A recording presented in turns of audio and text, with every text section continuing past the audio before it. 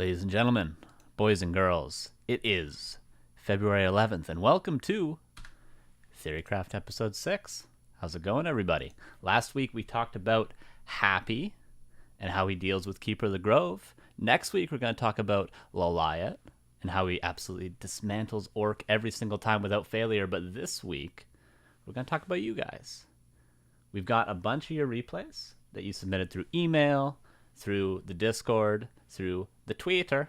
You submitted them all over the place. And I got a bunch of replays. I got many more this month than I did last month.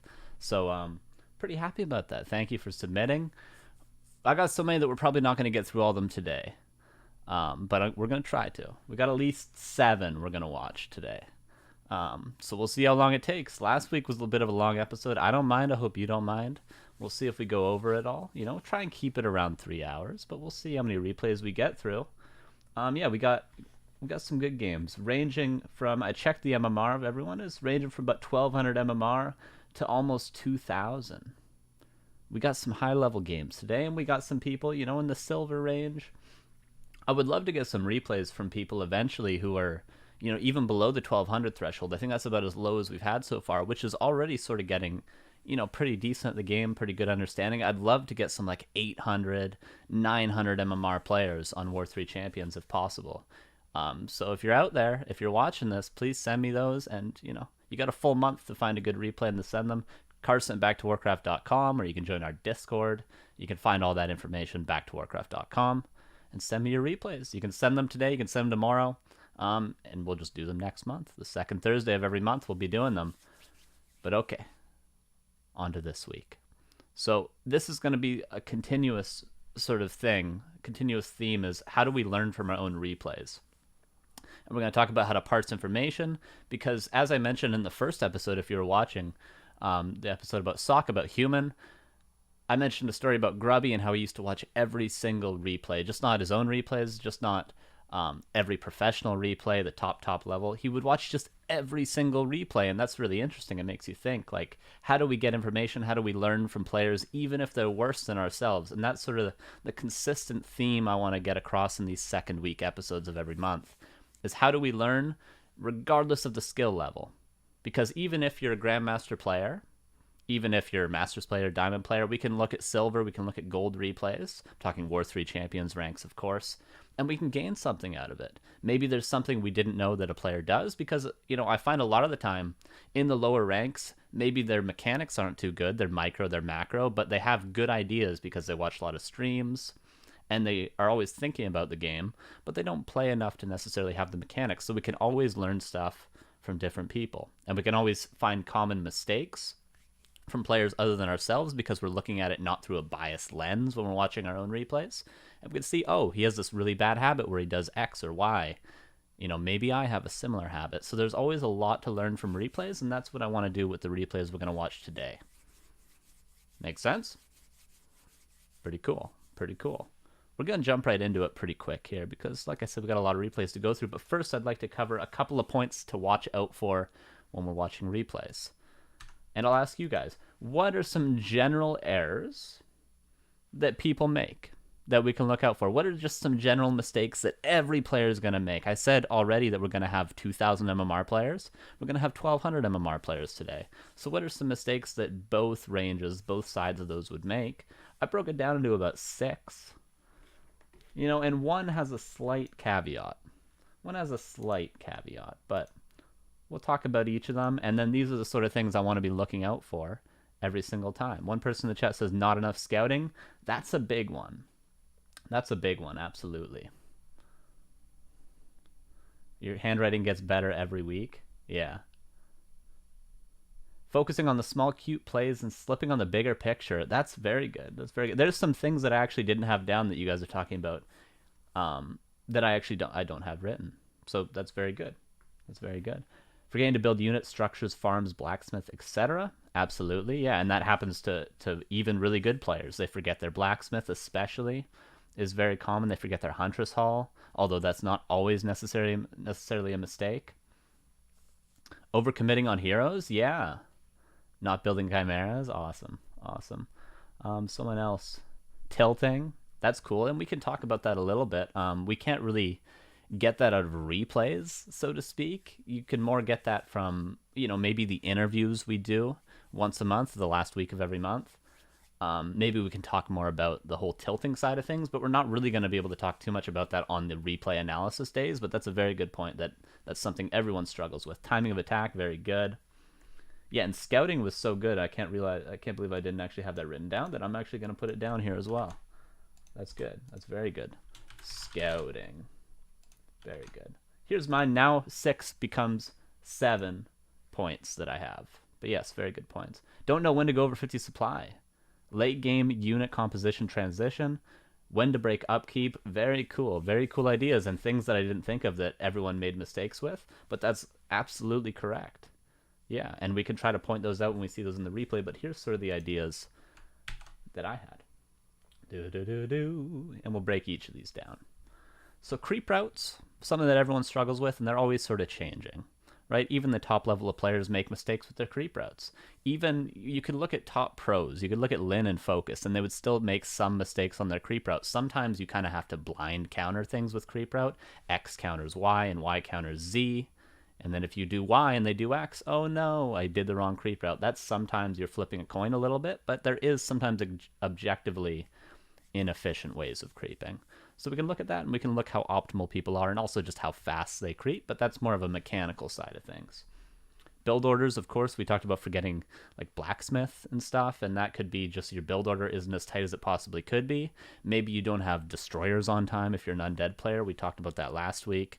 Just getting a clean build order, knowing, when to build workers, when to build a specific unit at a specific time, and this ties in with macro, but it's more so knowing what you should get. I should get 3 fiends, I should get 2 statues, I should get destroyer form, my 3rd hero, my orb, and I should have all that around 9 minutes. That's your general build order. I should have 11 peasants, and then I call 8 of them and go for the expansion creep and expand as human.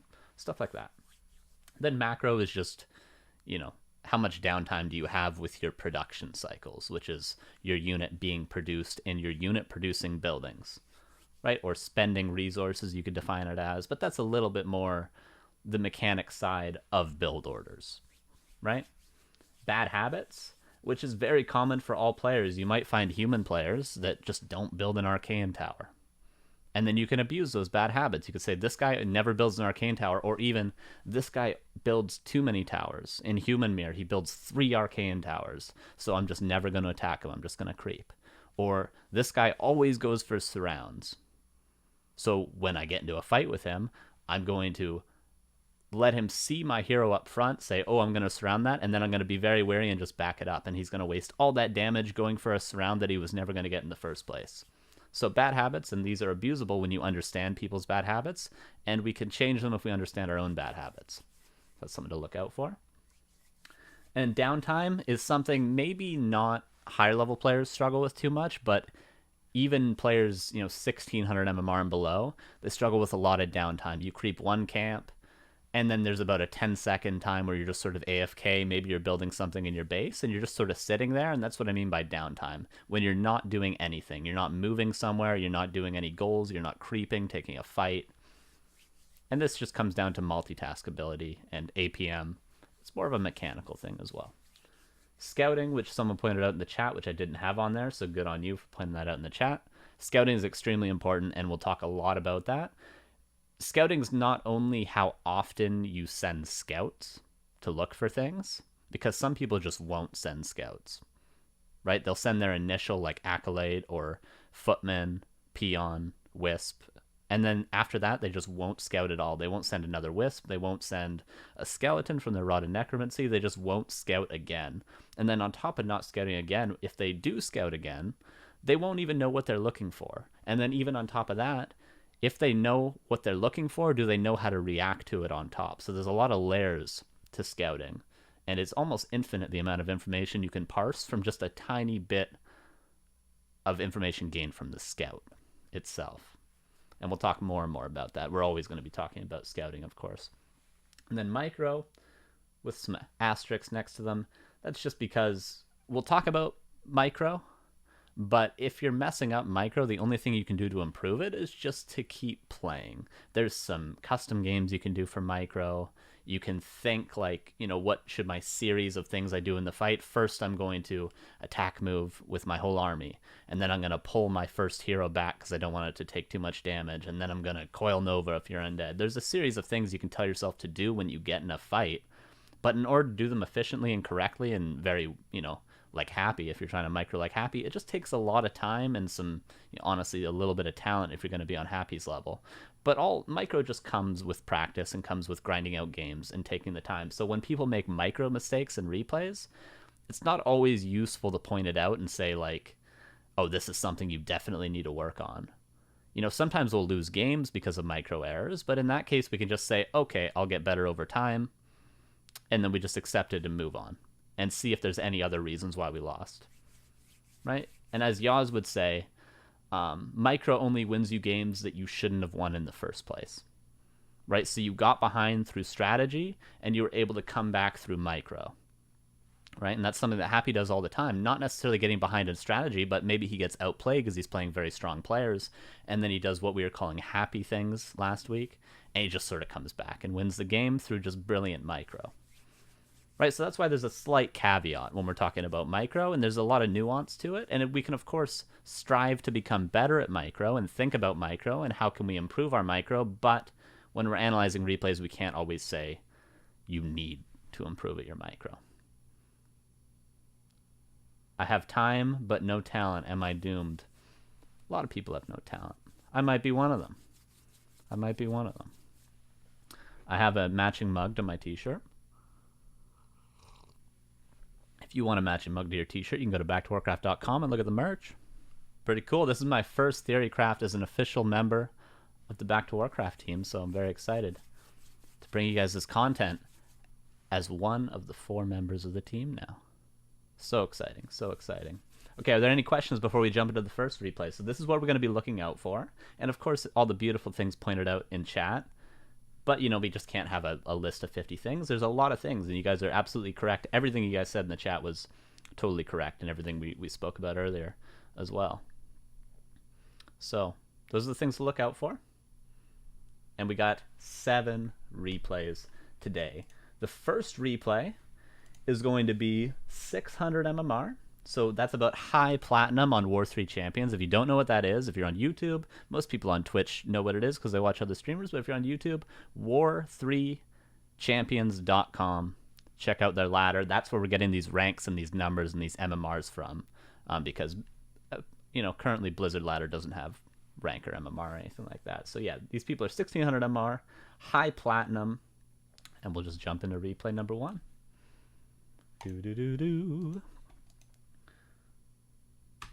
All right, first thing to check out is down here. We, of course, have the things we're going to be looking out for. Creep route, build order, macro, bad habits, downtime, maybe throw scouting on there too, but we'll talk a lot about scouting.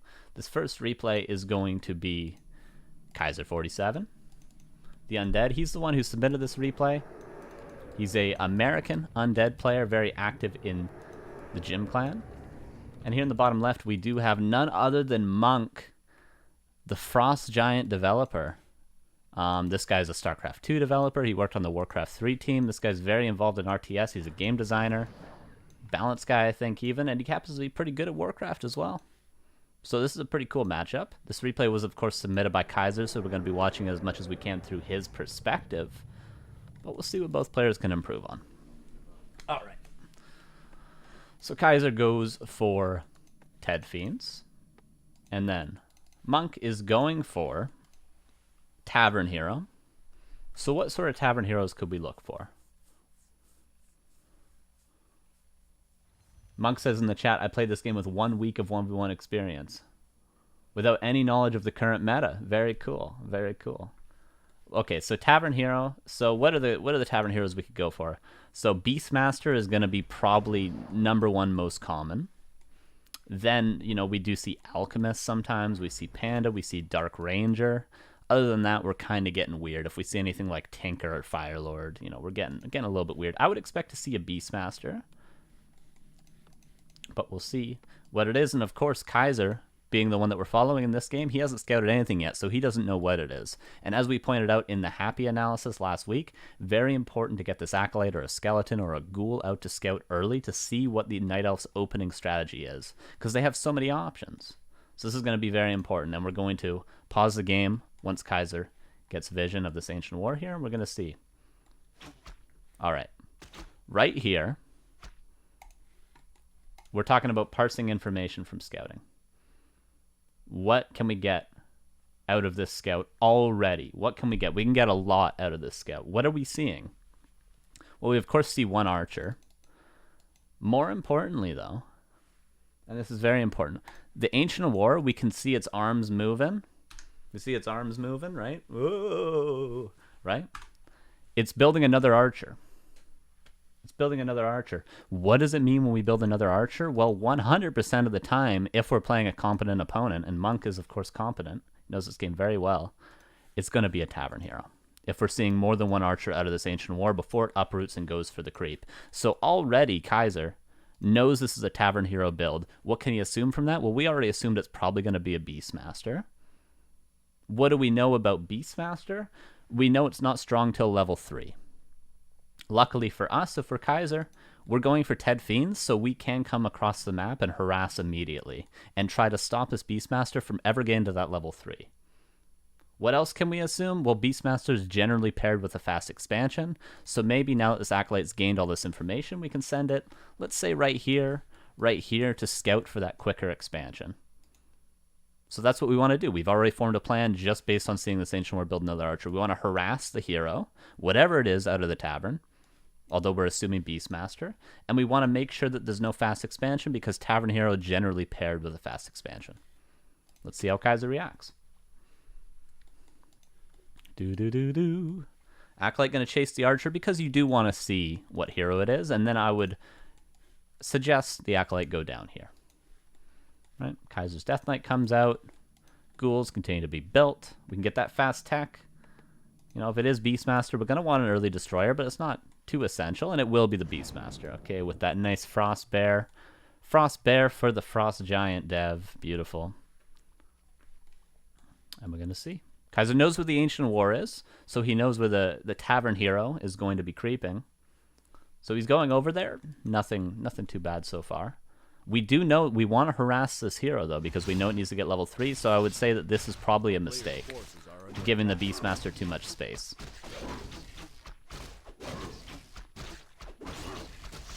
So I would say, yeah, although it's good to steal some creeps, he steals the item, he gets the gauntlets, not too bad, but we're already giving this Beastmaster maybe this whole camp for free. We might be able to steal this.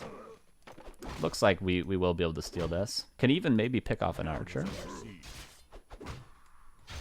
If we can pick off archers early, very good. If we can pick off wisps, but more importantly, if we can steal creeps and slow down, really nice detonate from Monk against the coil. If we can slow down the Beastmaster's creeping, that should be our #1 priority.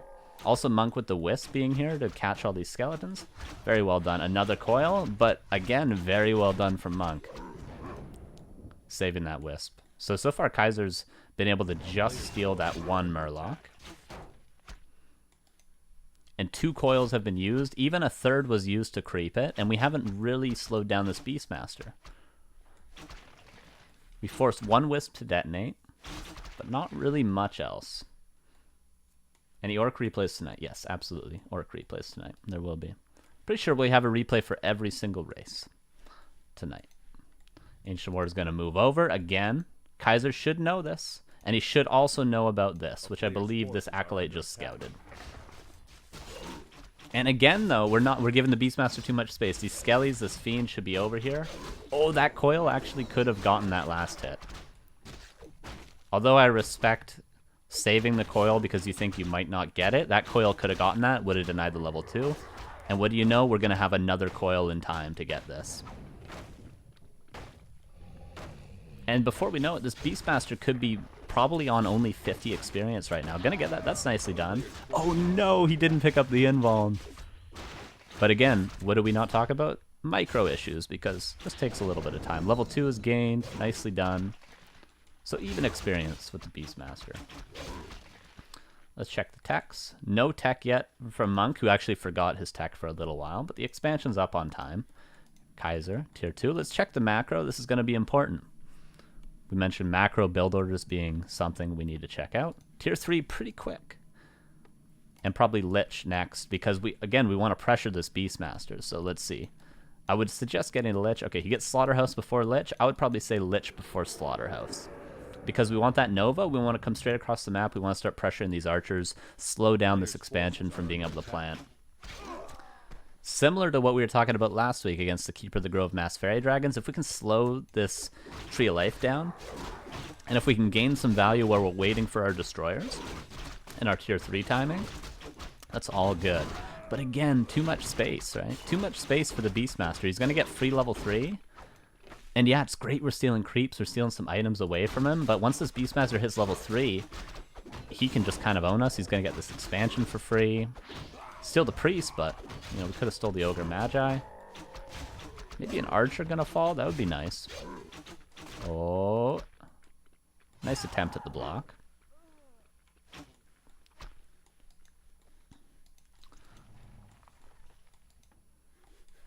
See, now we're in a position where we can maybe slow the expansion down a little bit. We can maybe cancel the gold mine. We can maybe stop it from rooting for a bit, but we haven't done much to stop the expansion or to stop the soon-to-be level 3 Beastmaster. So Monk's really been able to just play his game here.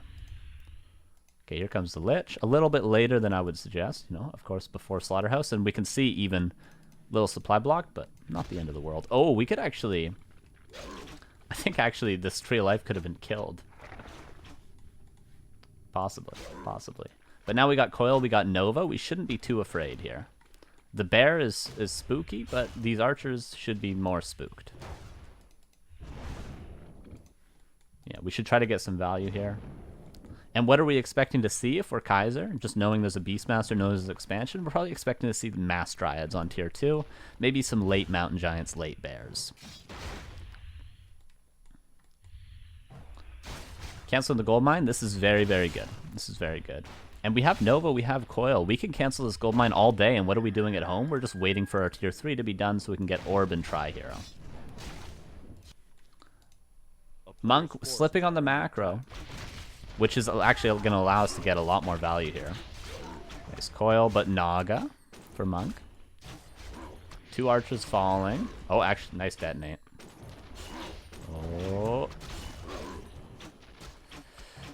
I mean, 2 archers for a Fiend isn't too bad. 3 archers for a Fiend, even better. But we certainly don't want to lose a second Fiend here.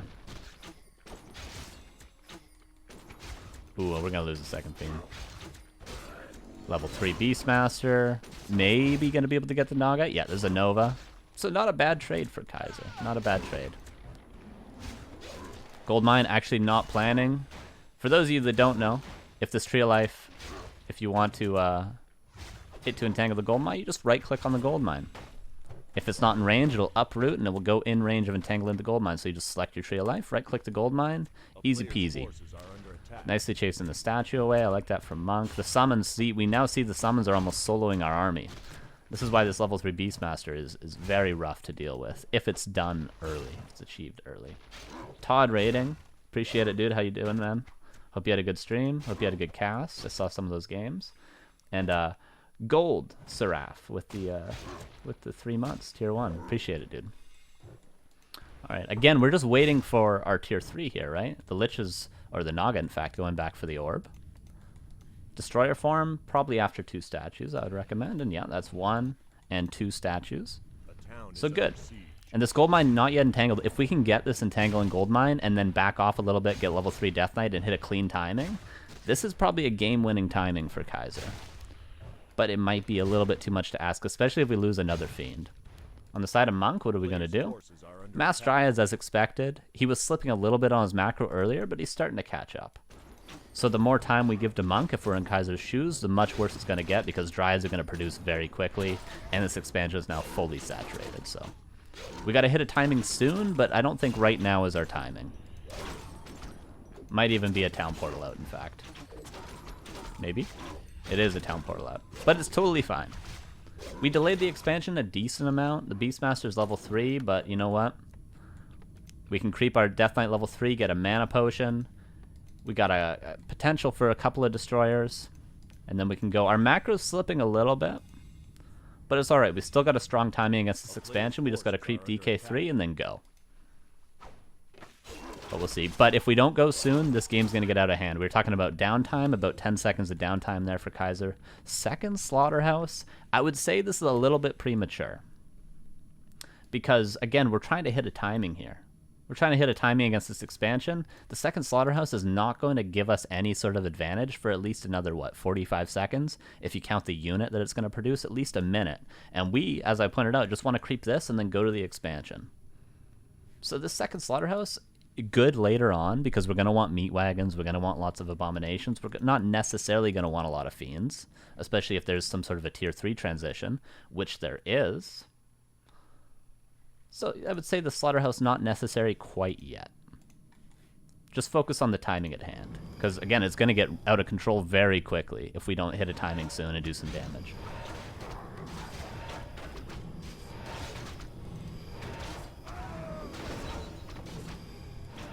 Does Orb work with Frost Arrow? No. The Frost Arrow overrides the Orb effect, but you still get the damage from the Orb. But of course the Orb is on the Lich. There's level 3 Death Knight, level 2 Lich, and now we go. And again, the macro slipping a little bit for Kaiser, but we still have a decent timing, especially when this A-Bomb comes out, which is already out and Disease Cloud on the way. Yeah, I would say this is good. Creeping this red camp, it feels good, but it's gonna get out of hand soon. It's gonna get very out of hand. I'm assuming Monk's waiting for Moonwells? Yeah, he's just waiting for 2 Moonwells, and then we're gonna see 70 Supply Dryads. And we're getting tier 3 tech, so we could even see Mountain Giants soon, too. So if we give Monk another 45 seconds, I don't think there's a big chance of us ever winning a fight again.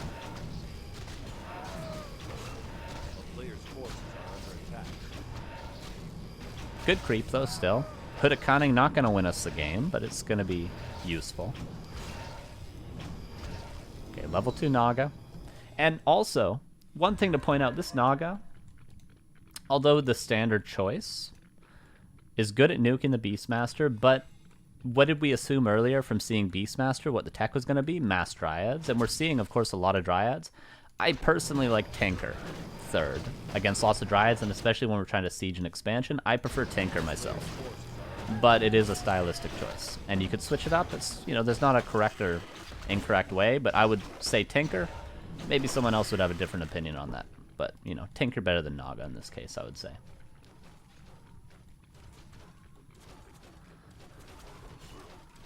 All right, again, we're giving a lot of time to Monk, who is now 60 supply with 1,000 gold. So at this point, we're getting close to the point in the game in which we're going to have to just out-micro our opponent to ever win, because we're not hitting a clean timing.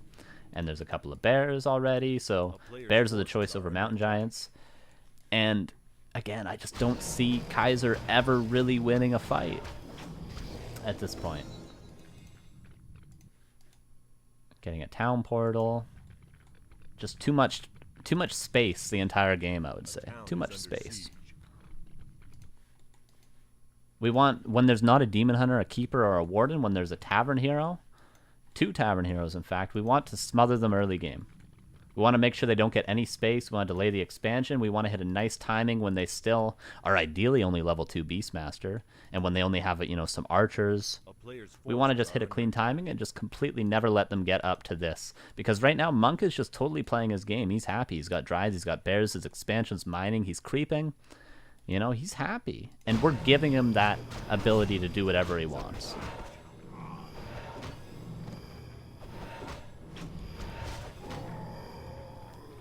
$73 against 56, and 56 is all we can get to. There is Master Bear training, and we're also going to get Mountain Giants.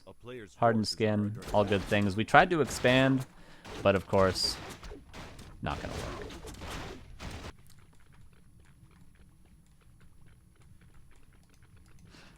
And our hero levels are good. We're almost, you know, 3-3-3, even 4-3-3. We can maybe get a nuke on the Naga.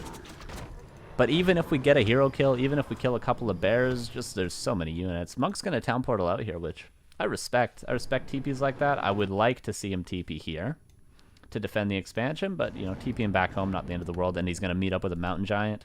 And I just really don't see a chance for Kaiser anymore. A nice meat wagon. What is great about meat wagons against mountain giants, because a lot of people ask about how do I beat mountain giants. What's great about them is they can be out of the taunt range. So they can focus the dryads despite this mountain giant taunting. Because a taunt, I believe, has a 450 AoE, whereas we can check the meat wagon, 1150. So you can outrange the taunt and continuously focus the dryads. But just look, it's 76 against 60. And Monk could be 90 right now if he wanted. Too much space. Too much space.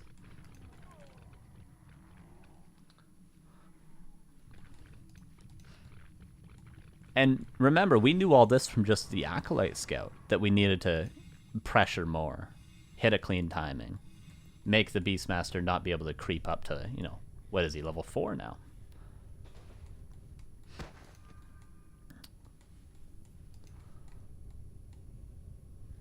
I think as undead, generally, you can't be afraid to take fights. I think you know, there's very typically as an undead player, you sort of get in these late game scenarios where you just get like ran over by an orc player or a human player with Night Flying Machine, and it really can make you afraid to take fights. But before the 10-minute, 12-minute mark as undead, I really do think you have to take fights, or else you're allowing yourself to get in this sort of a situation where now it's like, we can kill every single bear and probably the Naga, and I don't think there's much of a chance for us to win the fight at this point. And we town portal out. If we didn't have to town portal out, would we have any better of a chance to win this fight? No. Even if we were 80 supply at this point, it would still be a difficult fight for us.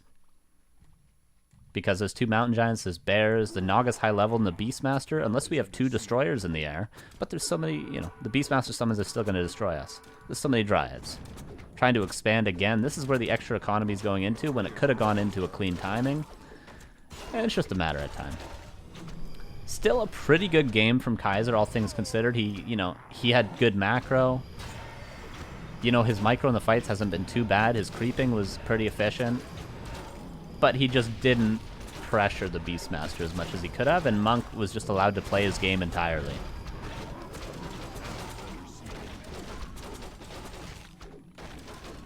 Monk was just able to totally play his game, and this is his game, man. 2 bears, 2 mountain giants, bunch of dryads. This is what he wanted to do. This is how he envisioned the game when he first put down that Moonwell before the altar. This is how he envisioned it, and it's going perfectly. Why is it going perfectly? Because there was just no pressure.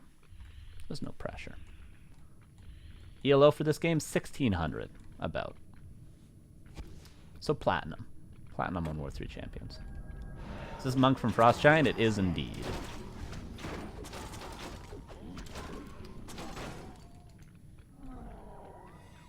And also, I will note, because these aren't Grandmaster players, right? And, you know, when you're not Grandmaster, when you're not a top player, you're always going to make mistakes. And how are you going to make even more mistakes? Well, when you're being pressured a lot. So the lower the MMR is, and these are pretty decent players, pretty high MMR, all things considered. But the lower the MMR is, a nice attempt on the Naga, the more pressuring them will force them to make mistakes. So I would say being an aggressive player almost favors you the lower MMR you get. So it would have even been doubly good here because, of course, these aren't Grandmaster games. So if you pressure Monk, chances are he's going to make more mistakes than you who's pressuring him, right? Just too much respect. Too much respect. And, you know, I respect Monk. I respect Monk a lot, but I wouldn't respect him in a game.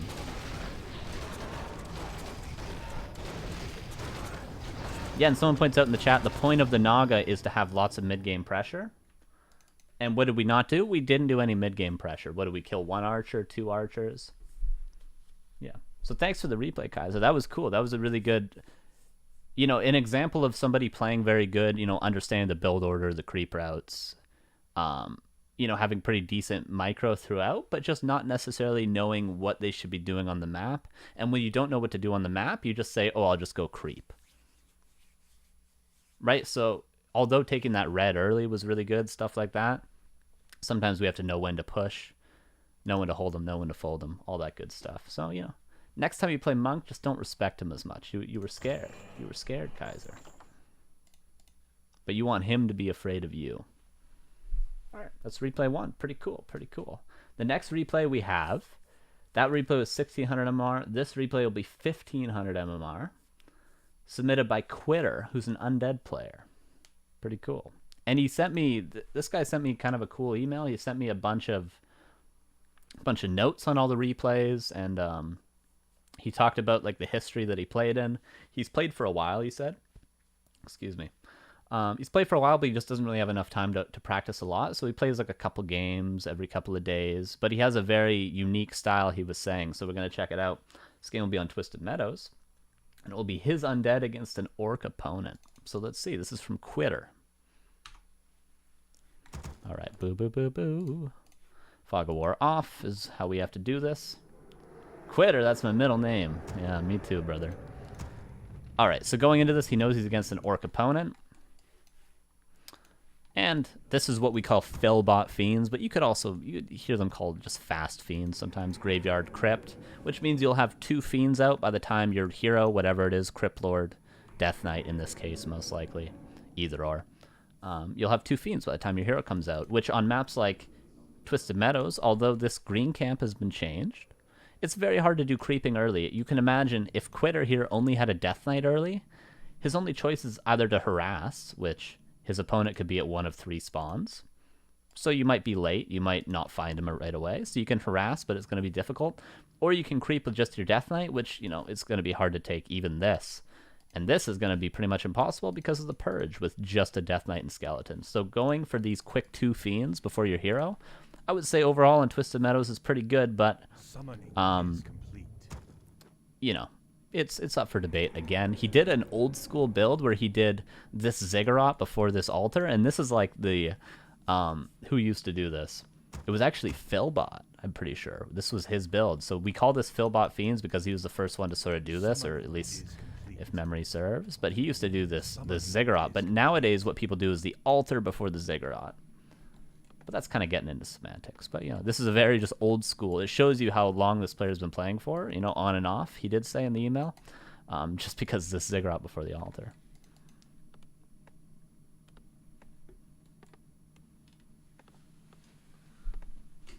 All right.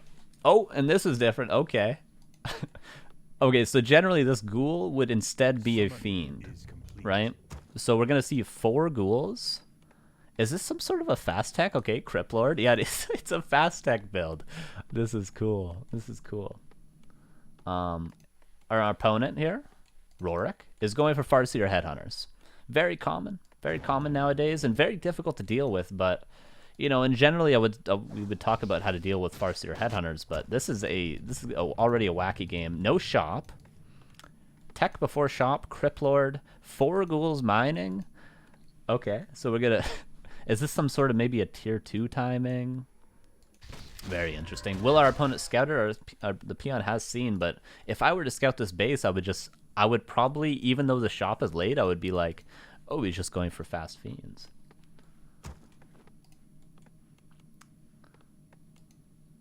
Very interesting so far, and I'm excited to see. The Crypt Lord, of course, late, but he was always going to be late with this build order. But what can he do now? Well, he can get beetles at the graveyard, and then maybe creep a couple of camps. The peon is nicely scouting from our opponent.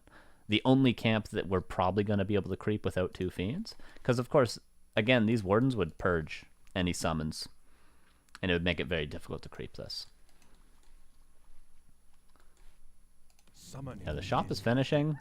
We're talking about downtime a lot. This is a lot of downtime, but there's not much we can do because we've done such a weird build order. We built a shop and didn't buy a Rod of Necromancy. You know, you're of course going to need the shop in the future for statues, right? But for now, you know, we've built a shop and we haven't gotten anything out of it. The peon's going to find us. Nicely scouting with the beetle. Like to see it. Finding him right away, and I would love to see consistent beetle scouts. Yeah, very good scouting, actually. Very good. Sending a beetle. You saw that headhunter, although you may have missed it. And you also scouted the main base. Pretty good stuff. This is something people don't do enough, is just constantly send, when you have them, the summons, just send them all over the place. Very good. Very good, very good. But I still don't know what the build order is going to be. Our opponent's coming in to pressure us. Of course, we don't want to lose any acolytes during our attack. That 4th ghoul going to help? Don't necessarily. This is something that happens very often. I was actually coaching an undead player this week who had this issue as well. Okay, Okay, say for instance, a hero's committing into your base. A keeper, a farseer, blade master, whatever. They're committing into your base. They get close to your base. Here's your main base. They get like here.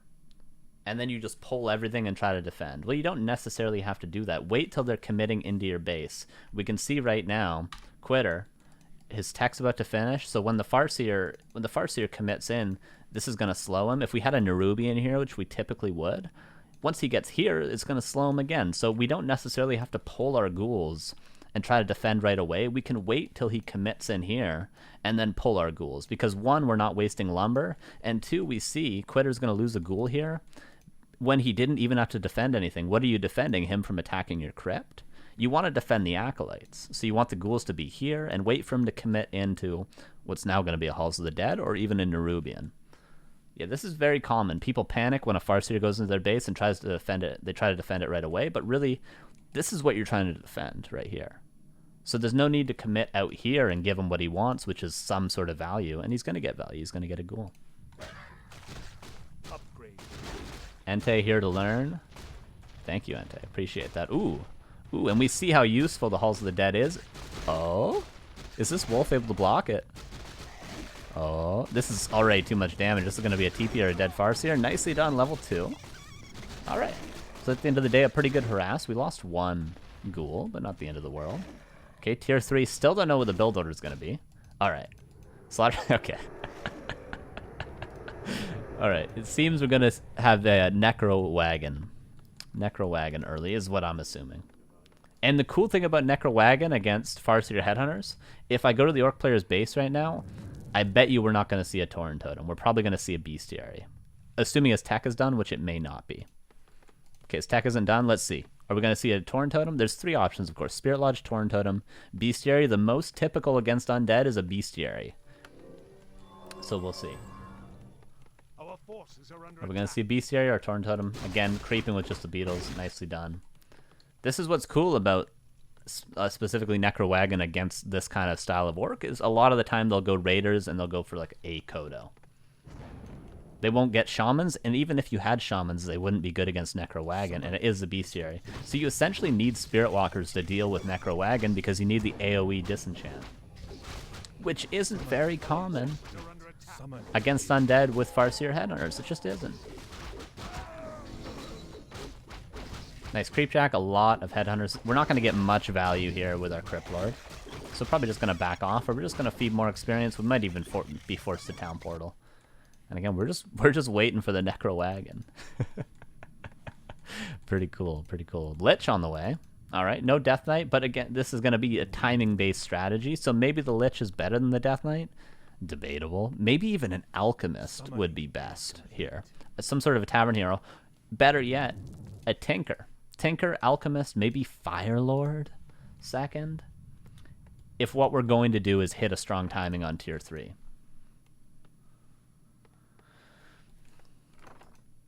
Right, so there's some better options, I would say, for a secondary hero. What this can do is maybe like Frost Armor for that meat wagon that's very crucial to keep alive. All right, we're collecting corpses, collecting beetles. Would love to maybe get level 3. We could probably take this for level 3, but we're going to be hitting pretty soon with an orb, I imagine. Getting the adept training.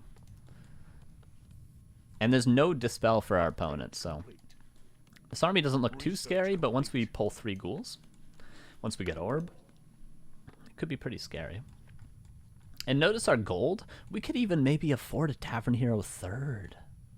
A Tinker. A Tinker would be great here. Tinker would be incredible here. Even a Fire Lord again, you know, anything to force them to have to disenchant more, which in this case our opponent is not going to be disenchanting anything. He's going tier 3, which again is good to do the strategy against Farseer Headhunters because they always go tier 3. They just blindly go tier 3, and now he's got 1 Raider. Raider's not good against Necromancers. Oh, and this is going to be a massive Creepjack. This is a Town Portal. This is a Town Portal. Decent stomp from our opponent, and we got a potion of greater heal, but it's gonna be a Town Portal and a half. Could even buy a Zeppelin, maybe. Zeppelin would be really good here, actually. Just a Lich and the Necros can deal with it. Oh, TC falls. Oh, I think he misclicked a Shredder. very overwhelming, right? That's what's so good about the strategy. We're talking about, you know, maybe at not necessarily the Grandmaster level, people panicking very easily. And when you see Necromancers knocking on the door, very easy to panic. Very easy to panic, and this is what I'm talking about. No respect for his opponent. He didn't even care if his opponent had Dispel. Still going for Necro Wagon. Still going for it. Yeah, and this is, someone says in chat, this strat's pretty polished. Yeah, this is a nice timing. And you know what's cool about Necro Wagon? I'll just pause for a second. It looks like we're about to destroy our opponent. What's cool about Necro Wagon is there's so much undiscovered potential. We're starting to see it against Human with Criplord first, but one base Necro Wagon, maybe not at the Grandmaster level, but at the lower levels, you know, from Bronze till maybe Platinum, maybe even Diamond. If you really polish a Necro Wagon strategy, there's a lot of potential that's still untapped. A lot of potential that's still untapped. Especially in this meta of Farseer Headhunters against Orc players that just don't go Tauren Totems. You know? It's good against Human, too, because they can't always get priests up, especially if you hurt their lumber with lots of harassment. I think there's a lot of untapped potential for strategies like this. And it's cool that we're seeing somebody who has actually a pretty decently refined Necro Wagon push. Really cool. Really cool.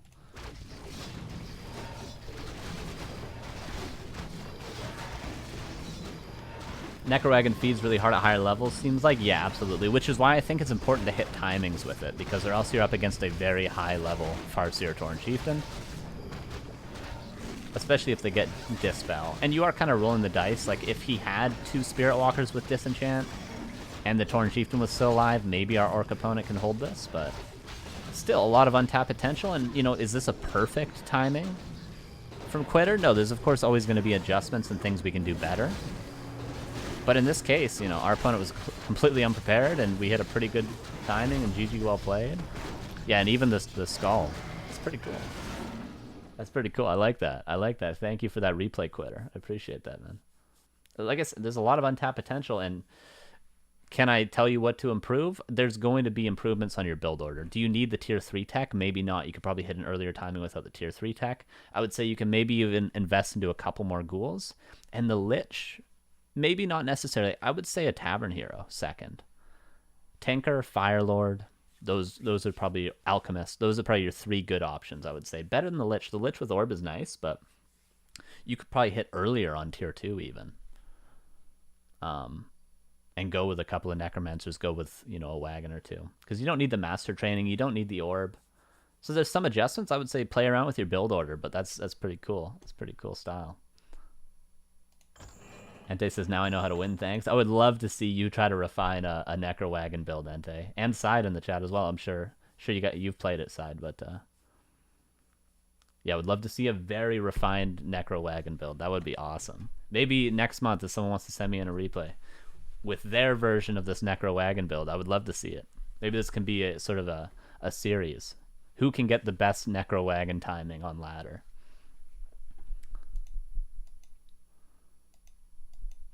No, I don't actually watch that. Spirit of Law. I haven't seen that before. Okay. So that's our first 2 replays. Our third replay is a player named Chen, who I believe is actually playing on NetEase. He might be playing on NetEase or Asian BattleNet, because you know, the observers in this game all have Chinese names. So maybe a Chinese player? I'm not too sure. His name's Chen, though. He's a Human player. Not sure of his MMR because he wasn't on War 3 Champions. But if I had to guess, maybe about 1,500. So, you know, high gold, low platinum around. And this is going to be a Human versus Orc. And it's on Northern Isles as well, which, of course, if you watch the first episode, we did some analysis of that. So let's see. Let's see what Chen's got for us today. This is so fun, dude. I love this. This is so fun.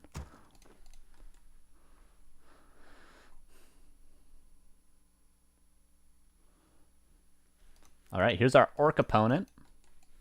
Not sure of his name. We'll just call him our Orc opponent. And here's Chen, CC Fight.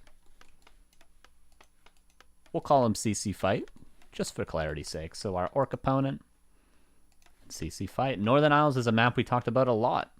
And, you know, we'll see if you guys can remember much about what we talked about in that first episode of TheoryCraft. But there's sort of two basic openers, right?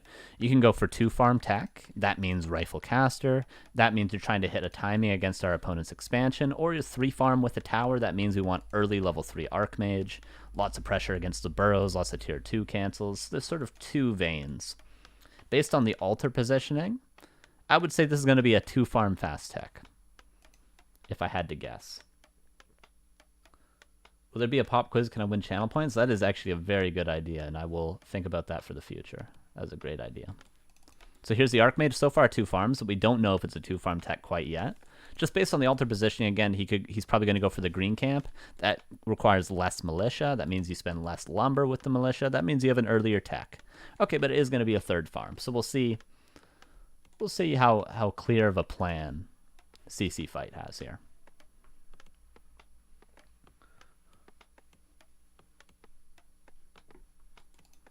So 3 farm with tower. This typically, in my mind, although I'm sure there's room for some nuance here, this typically means we're going to delay our tech quite a bit, and we're going to try to get level 3 Archmage in exchange for it.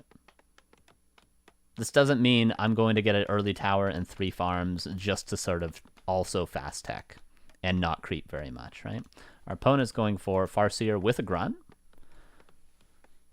In Hitman's words, when you go a grunt with Orc, you got to get something done with it, or else you might as well have just fast-teched without the barracks. So Hitman says, if you're going to go for the grunt, it's fine, but you got to get something done with it. Nice Footman Scout. Love to see that. Love to see that from CC Fight. And again, we're going for this small camp. We're going for this small camp, although we just did this sort of 3 farm, and we even built the Scout Tower, which we're not upgrading yet, but we went for a small camp, and we're just playing very passive despite investing in a 3rd farm and a tower. We could have just been teching already, and look, we're defending our base, so we don't need the tower, we don't need the extra footmen, because we're already defending our base. And see, we're upgrading the tower before teching. What is this gaining for us? Well, nothing currently. It's only delaying the tech, because we're here to defend. We don't need the tower. Whereas if we're out on the map creeping, if we were like creeping this, if we had just crept this, we would need a tower, we would need extra footmen, we would need maybe even extra peasants to defend our base from the Farseer. 1 peasant gonna fall, but not the end of the world. 5, 7, 8. We still got enough peasants. CC Fight built an extra peasant. Pretty good. So I would say so far, well done. Good macro, good micro, good defense of the wolves. You know, I've died to just a Farseer and a grunt before. You know, we all human players have just lost the game to this army before, so nice defense, but a little bit confused strategically, I would say. What is your build order doing for you, right? And going for a blacksmith now, too. So it will be Rifle Caster. What is the goal of Rifle Caster? Well, typically it's to have a very strong army very early, around the 9-minute mark, so that we can break a potential expansion or gain map control and get sort of like these camps with our mid-game presence. We definitely want to respect this harass right now, because we don't want to lose too many peasants. But we are creeping. And see, we could have just crept this initially, right? But now we're taking a lot of damage for it. We lost another peasant, but, you know, we still got 7 at home, so not too bad. And it's nice to be able to get this. Our opponent, tech is about to be finished. Expect to see a Torn Chieftain, expect to see just a Spirit Lodge, maybe a Bestiary. But he already scouted our blacksmith. So he doesn't need to build a Bestiary if he doesn't want to. He can just build Grunt Shaman, and that's totally acceptable. Shot, because we took a lot of damage from that creep camp, but we did get it, and we got to scroll the beast. Going across the map, if you remember from episode 1, this is typically when Sock would go to try to put some damage on the Grunts to delay the creeping of the Torn Chieftain, because Grunts that are salving can't creep very efficiently. Right? If they're damaged, they can't creep very efficiently, and it also forces them to spend some gold on salves, which might delay a raider, might delay a shaman. This is typically when Sock could go across the map and just poke at the grunts a little bit while waiting for his tech to finish back at home. So that's very good from CC Fight. He's pressuring. He's pressuring, but he wasn't able actually to find the grunts, and he's going to lose a couple of footmen because, again, I would call this creep camp that he took, at the time he took it, a mistake, and we're seeing that unfold a little bit as he loses a couple of footmen. Nice creeping from our opponent. So far, a very good game from the Orc. Very well done from the Orc.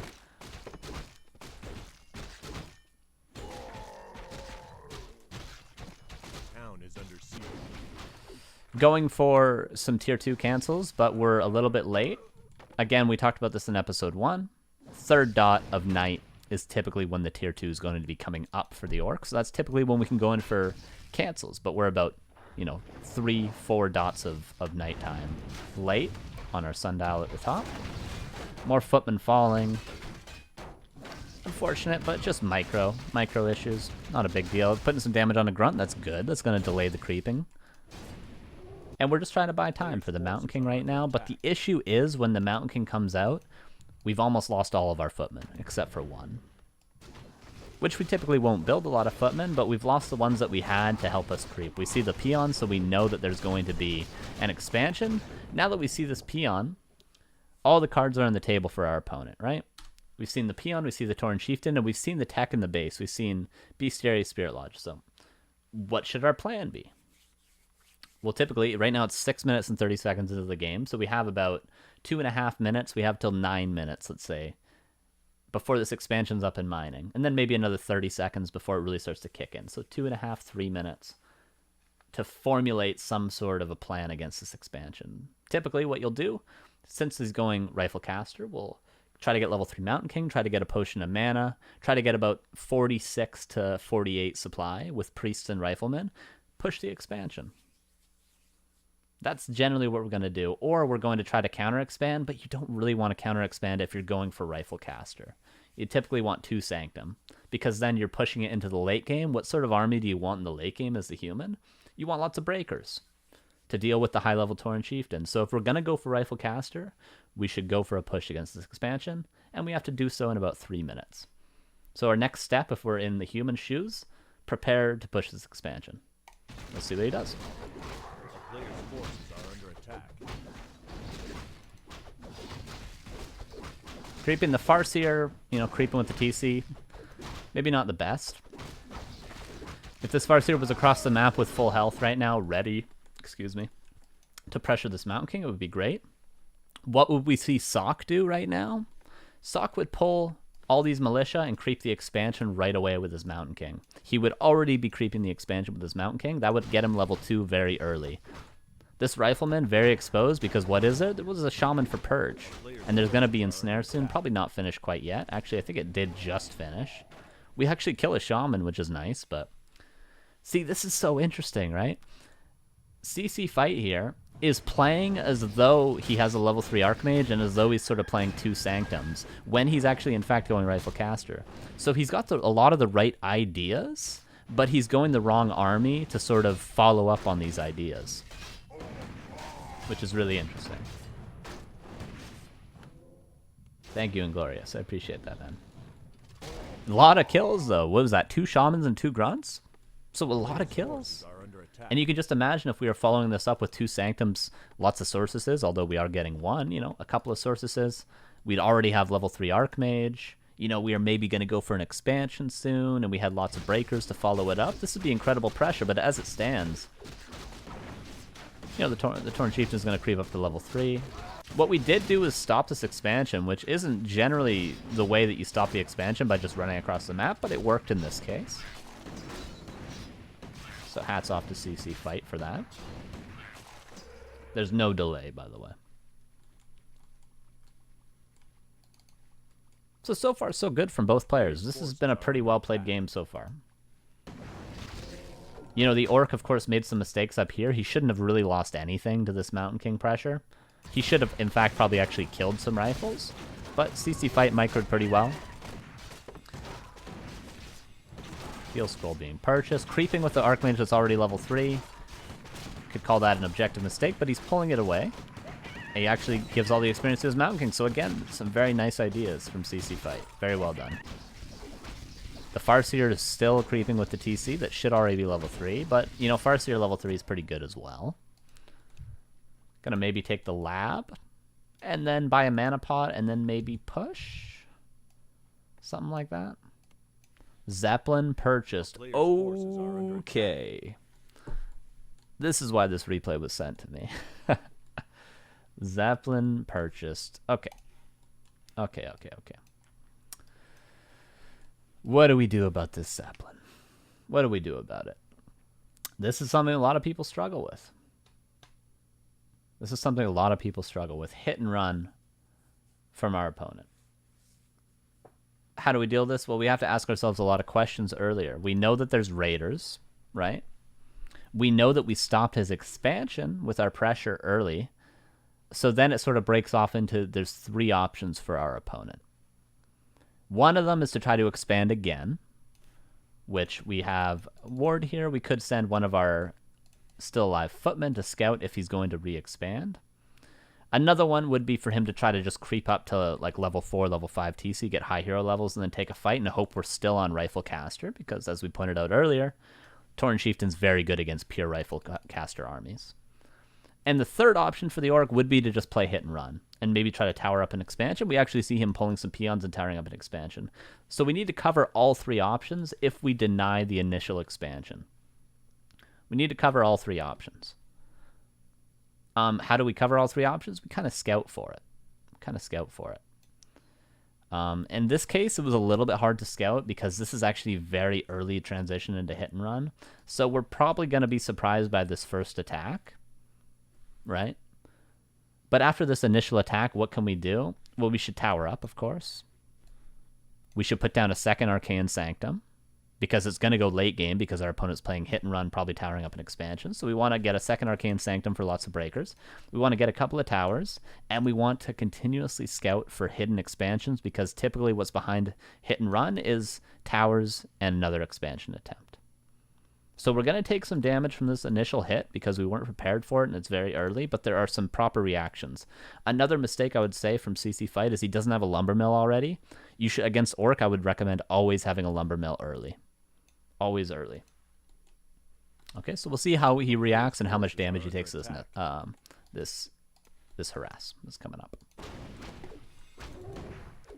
Yeah, lumber mill early, that allows you to, not only have more lumber, but it also allows you to get guard towers earlier. It allows you to get masonry.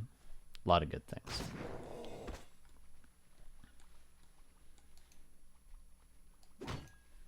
Luckily, the creeps weren't finished for the Orc. So that's nice.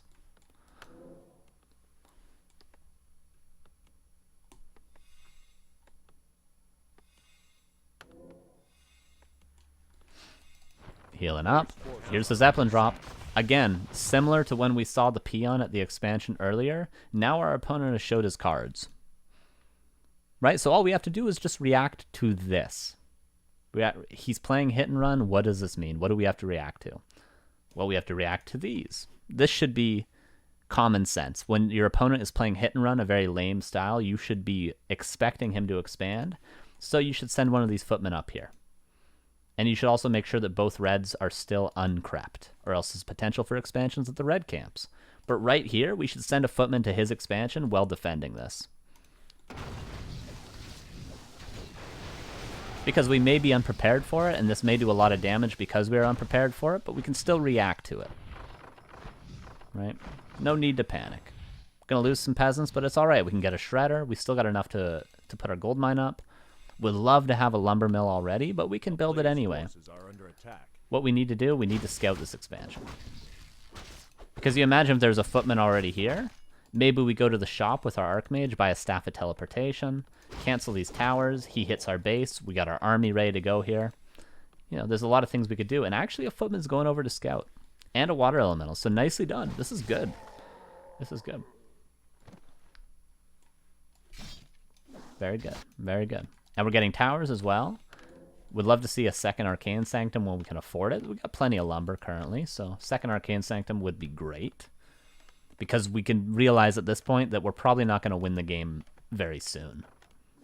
We're going to have to play patiently, and to play patiently, we're going to need an army that can go late game. But so far, so good, honestly. So far, so good. Not really much we're going to be able to do about these towers, but once we're able to break out of our base, once we're able to defend against this Zeppelin, maybe we can get a workshop up. And maybe we can get some mortar teams, stuff like that. Blizzard, even, might be potential to break these towers. And there's the workshop. But for now, we just got to worry about defending our base, because the expansion still takes 2.5 minutes to construct. We still have some time.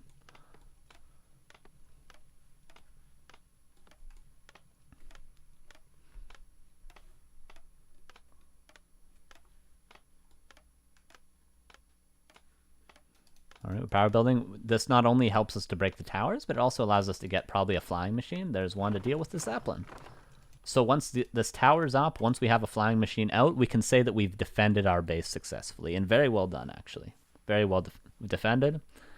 What did I say we needed before? Well, we need a way to break these towers. We also, as always, a second Arcane Sanctum.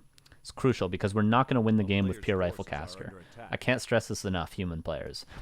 Don't just build Rifle Caster the entire game. Transition, 2 Sanctums, Breakers, transition. Our opponent is using his time very wisely, and he's creeping the red camp while pretending to be there with his whole army, when in fact he was just there with a Grunt and a Shaman. And we're going to get both kills. Nicely done. And we still have some time because the expansion is not up yet. 4 towers and a burrow. But our base is pretty safe. We could get masonry as well. I would love to see, instead of 2 arcane towers, probably 2 guard towers. Maybe even 2 and 2. We've seen Sock in the past get 4 towers to defend against this hit and run. So A player's forces are under attack. the goal when you're playing against hit and run is to react to it, right? To respect it, but not to overreact. So we don't want to see like 10 towers. Right? We don't want to see 10 towers. We don't need to see mortar teams in the back. Just enough. And I would say 4 towers is about the limit of what you want to do. And just always have a town portal ready. Okay, going to be very hard to do much of anything. What we could do, now that we know the Orc is sitting here, is probably get an expansion up on our own. Would love if this was crapped, and that's why the Orc player has sent Wolves over here, because he's expecting us to do what I would say would be the right play, which is expand at the same time. If we knew this was crapped, we could maybe call Militia and expand here, while just making sure the Orc stays. But still, even if we took a fight, the expansion hasn't even mined yet, right? 30 gold has been mined. Even if we took a fight like out here, I just don't think we're going to win a fight still, because we have only Rifle Caster. There's no wall of breakers. There's no decent number of sources, right? We need, what, maybe 2 more sources? 3? And I would love to see like 4 breakers right now. We're 60 supply. 60 supply. So we could have that army, but as it stands, this Torn Chieftain is just going to tear us apart as soon as we get into a fight, even if it's not in tower range. The Blizzard retrain I like, but we just don't have the army. We're 15 minutes into the game. We just don't have the right army, in my opinion. Mortar team's coming out. I like that transition again. It's nice. And we're trying to break the towers. We can kill this raider. Nicely done. This is a very nice attack on this expansion right now. But still, as soon as there's a fight, and I don't think the Orc here quite realizes just how much he could run over this army at any point.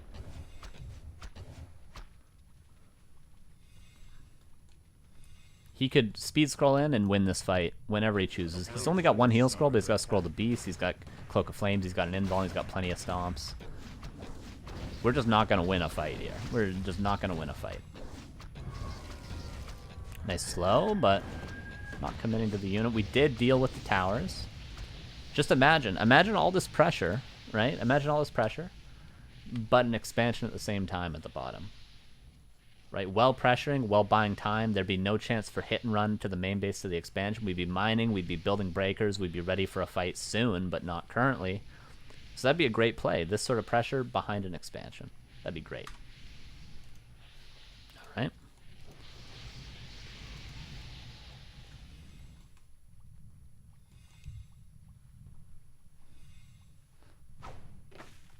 Ensnare. Double Mana Pot. Again, a lot of good things from both players. The double Mana Pot is great.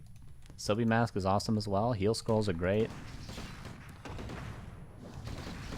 The claps are good, but as soon as this TC gets on top of our rifles, this is not going to be good for us. Nice bolt. Nice kiting. A lot of good things. But there's a stomp, and that wasn't even a particularly good stomp, but it's good enough.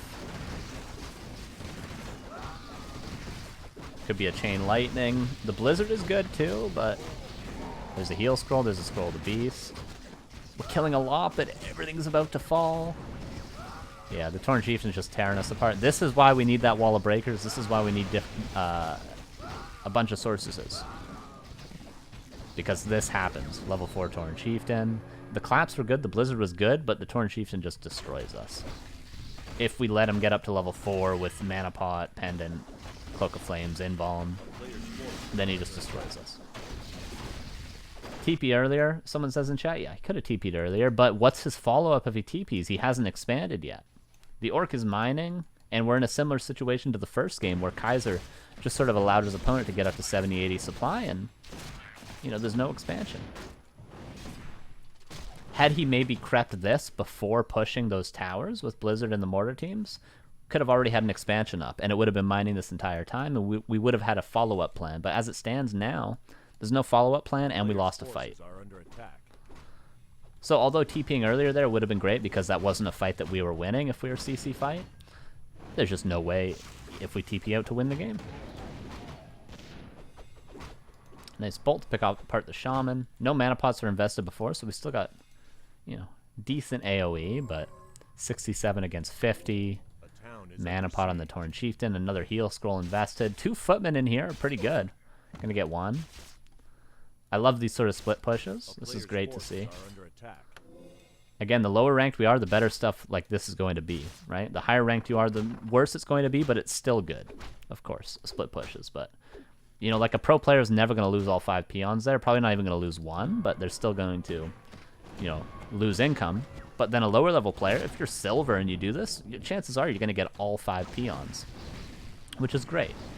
And in this case, he got 2 peons because his opponent pretty strong. Blizzard, clap. Really good fight from CC fight, but there's just not enough stuff. We see our opponent doesn't really have to do much of anything. He's sort of eating Blizzard, eating claps, but it just doesn't really matter.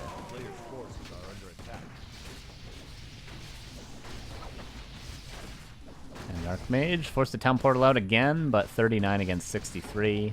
The claps are crazy good. Like, the claps are really good. If you have a wall of breakers, those claps, those blizzards, could be really nice. But I would say it is only a matter of time, because there's just no follow-up yet again. It's still on Rifle Caster, no second Sanctum to be found. Lots of gold. What's the MMR player of these players? I said initially maybe 1,500, but looking at this replay, probably closer to 1,700. Yeah. Decent micro. Decent understanding of the matchup from both players. Just, you know, slight mistakes from both players, strategically, I would say.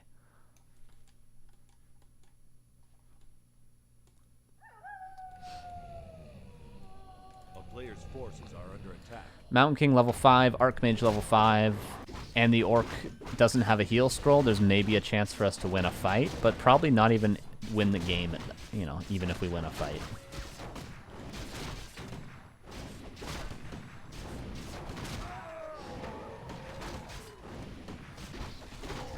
Level 5 Torn Chieftain soon. Ankh of Reincarnation. Might even be heal words at the marketplace. Who knows? Heal scroll purchased. Another Involm. If we got both this orange and the red camp, that'd be 5-5 for CC fight. But it doesn't seem as though the Orc player is going to give him the time to do so.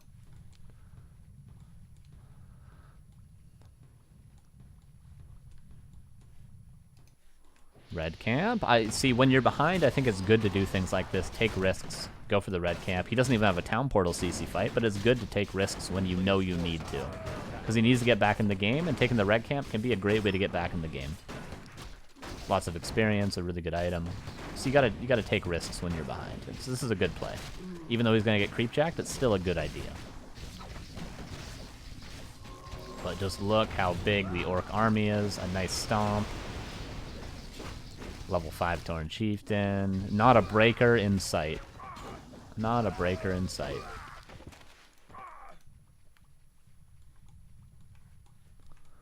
Do-do-do-do. And another expansion coming up for our Orc opponent. But at this point, even if this expansion got sappered and killed, the Orc would still win.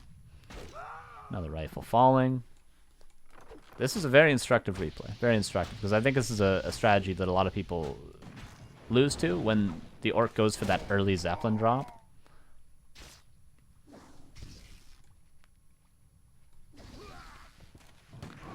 Another bolt. We just see how good this Mountain King is. Imagine if the supplies were even. But as we found out last week, if the supplies aren't even, CC fight is soon to be leaving. Archmage falls. Mountain King about to get surrounded. GG is called. Nice. That was a good replay. That was a good replay. So what have we learned from that? Well, just general strategical differences, right? He went for 3 farm with a tower before teching and didn't really take advantage of that 3rd farm or that tower. Wasn't really pressuring on the map. He was still defending his base.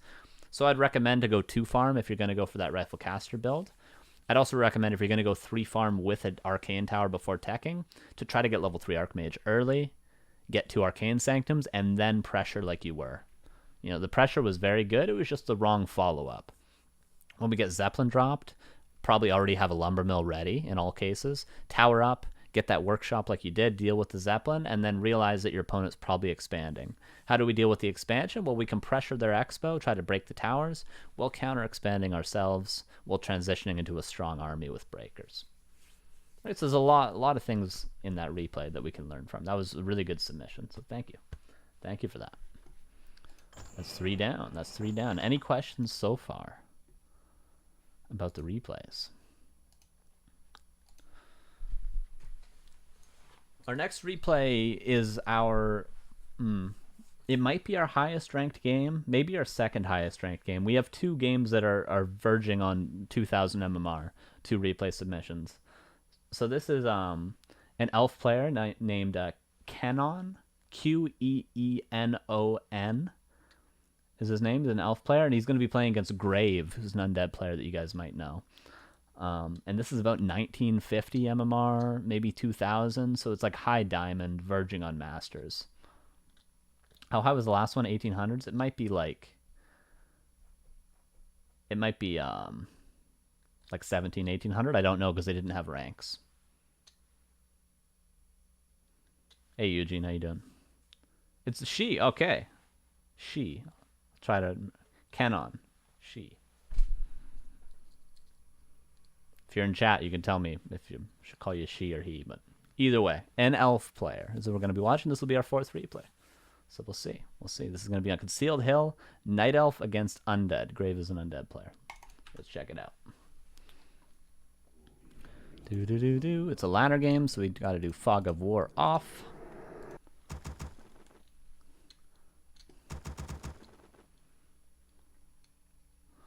I'm going to take a sip of water. And then we're going to talk about what this Night Elf is doing right now, because this is something we may have seen today. Maybe in chat you can tell me what are you seeing right now from the Night Elf? What are you seeing?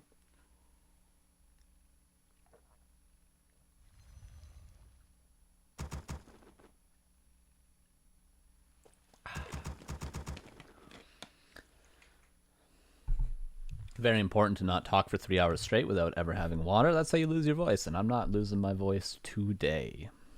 Yeah, someone points out in chat, it will be a Tavern Hero build. What Tavern Hero do we expect when we're Night Elf against Undead? Well, Beastmaster. Of course, that's the most typical. That can be your go-to assumption for Tavern Heroes. It's not always going to be true, but that's the safe assumption is Beastmaster. When you see a Tavern Hero, if you're an Undead against a Night Elf. Another thing that's very interesting from Qeenon here, who is, of course, Mawa. I don't know how to pronounce this character. Sorry, if someone wants to tell me in chat, I'll try to pronounce it properly. But yeah, this is our Night Elf player. There's no Ancient War, and we're gonna see a Hunter's Hall, so maybe mass hunts. But this second, okay, this is different. This is different.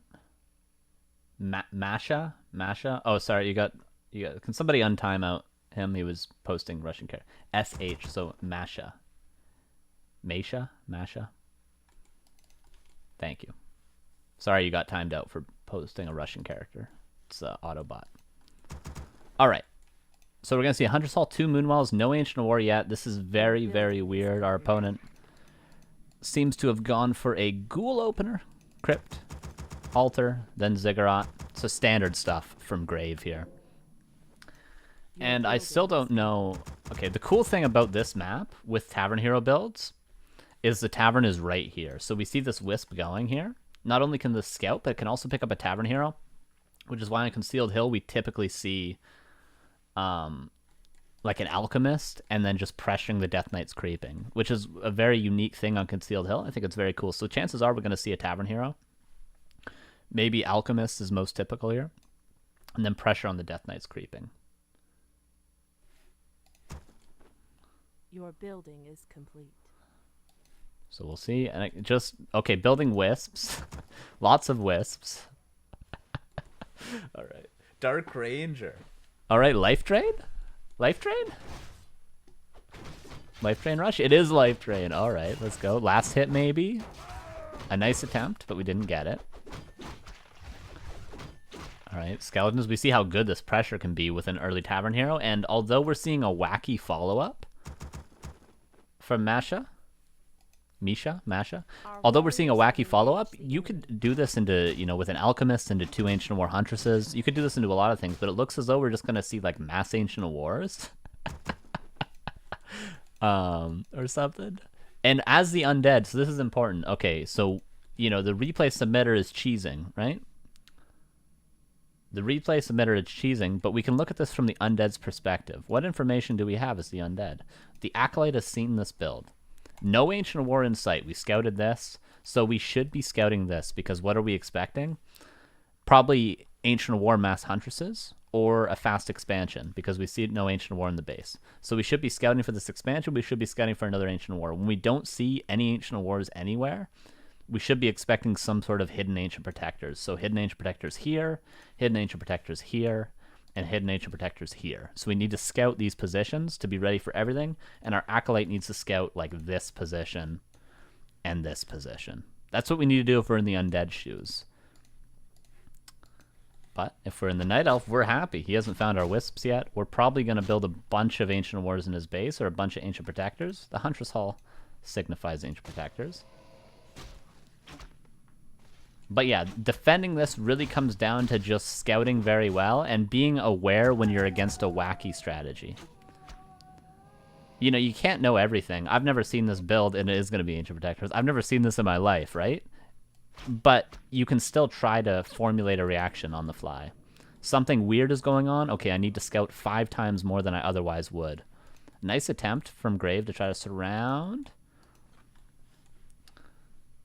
And yeah, okay, 2 Ancient Protectors here, an Ancient Protector here, and there's going to be even more because all of our gold can be invested in Ancient Protectors. Show out Warcraft 3 with the Prime. I appreciate it, dude. Thank you. So we need to say something weird is going on. We need to scout a lot.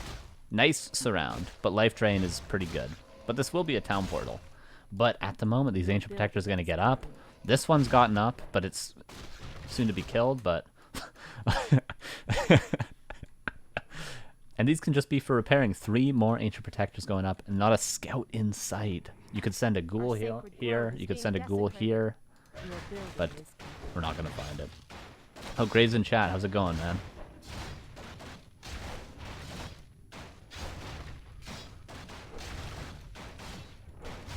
Your building is complete. Cool Falls kills the Ancient Protector. Still no scout, though, we see.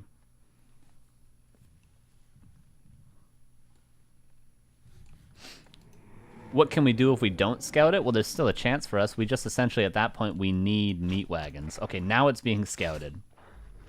So it's too late to do anything about the APs getting up, right? So what can we do? Okay, we're getting another crypt. Cancel this crypt. Get a slaughterhouse, right? And pray, essentially, because this is going to be a lot of APs. Oh, dude. No, there's a graveyard. There is a graveyard. Okay, so 2 slaughterhouses. I think this is a really good reaction from Grave. He didn't see the APs, but I think this is the best reaction he can possibly have. 2 slaughterhouses and just try to delay these APs. Maybe upgrade this to a spirit tower, which he is. So perfect reaction. But it doesn't even matter if you have a perfect reaction because the APs were missed. But still, this is a good reaction still overall. This is a good reaction. Could probably sell the Town Portal. Again, lots of good stuff. What hero could we go for? Maybe a Tinker? If we can somehow get a ghoul to the tavern, a Tinker would be a decent option here. But as it stands, and there's more wisps coming across. The most important thing here would be just being aware that something weird is going on. When we scout the base, when we see the Dark Ranger with life drain, you should just be aware that something weird's going on and the APs are getting in range. Nice to try to pick apart this AP, because even if all the ghouls die, you know, our opponent only has APs. 2 meat wagons on the way. You know, this is actually almost winnable from the undead's perspective. But it's not going to be easy. Get these 2 meat wagons out, get them maybe even like here, right, to kill these APs. But probably more than likely here. The Death Knight dies to the towers. Do we even need the Death Knight at this point? No, we just need meat wagons. Oh, this is incredible. This is absolutely incredible. Lots of wisps repairing. I love that these wisps aren't just being used to build APs, but also used to repair, because 2 meat wagons, if there's 5 wisps repairing, the meat wagons aren't going to kill the AP. The meat wagon gets caught out. Miss rallies very, very often happen when you're in this, when you're being pressured this much, and and there's more APs coming up. More APs, more APs. Oh, this is awesome. Yeah. This is awesome. Our warriors have engaged with All right. 2 wagons are going to be out. Yeah, this is tough, right? Like, there's not much you can do.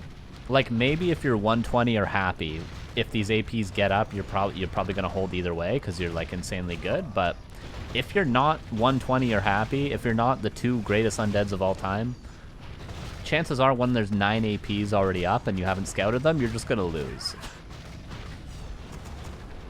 our champion has fallen. Your building is complete. You know, so there's not a lot to be done. You know, but it was still, I would say, from Grave, actually Your building reacted strategically pretty much perfectly. Double slaughterhouse, he got a tower up, he sold his town portal. He tried to get meat wagons out, but he lost one, unfortunately. But it was still like a really good reaction from Grave overall. He just didn't scout when something was going on. And what can you say? For Masha, like, it's a cool strat. It's a cool strat. Are there any adjustments I would make? No, I think it was actually pretty refined. It was pretty refined overall. One thing from Grave would be once the APs get up, I would say start building more acolytes. Because you want to be fully mining, but you also want to have 4, 5 acolytes to repair. But you want to be fully mining the entire time. So once you see towers get up, the 2 slaughterhouses are built, which is good, but start producing acolytes as well. Because you're going to need them, because you don't want to sacrifice all your income just to be able to repair. So I would say building acolytes would be one adjustment I would make if I was in Grave shoes. Other than that, everything was great. Your building is complete.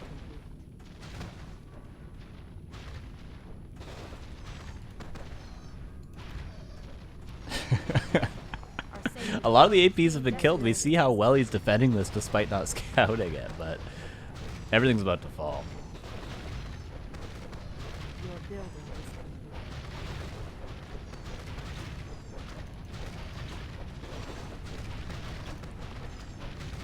complete. Yep, and this, you know, this might happen to you guys on ladder. Could happen to any of you. Could happen to anyone. Guess what? I'm gonna play the next 100 Night Elf games? Yeah, man. And GG is called, and that was a cool replay. Not much to be said there, just a cool strat to see, and thanks for submitting it. Qeenon, appreciate it. Appreciate it. Actually said GG. Yeah, I probably wouldn't have said GG, but yeah, that was actually a good attempt from Grave. It really was. Just didn't scout it. Sometimes you just don't scout it, and they build 12 APs outside your base. You know.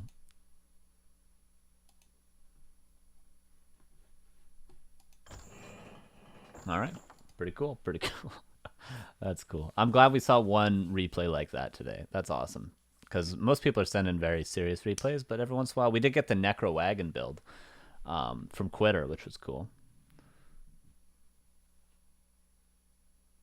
Yeah, I mean, just because in this show we always analyze, like, we'll analyze Happy and Sock, we're going to analyze Laliat next week. Just because we do that doesn't mean everyone on the ladder is always going to play the top strategies, right? It doesn't mean you have to play the top strategies either.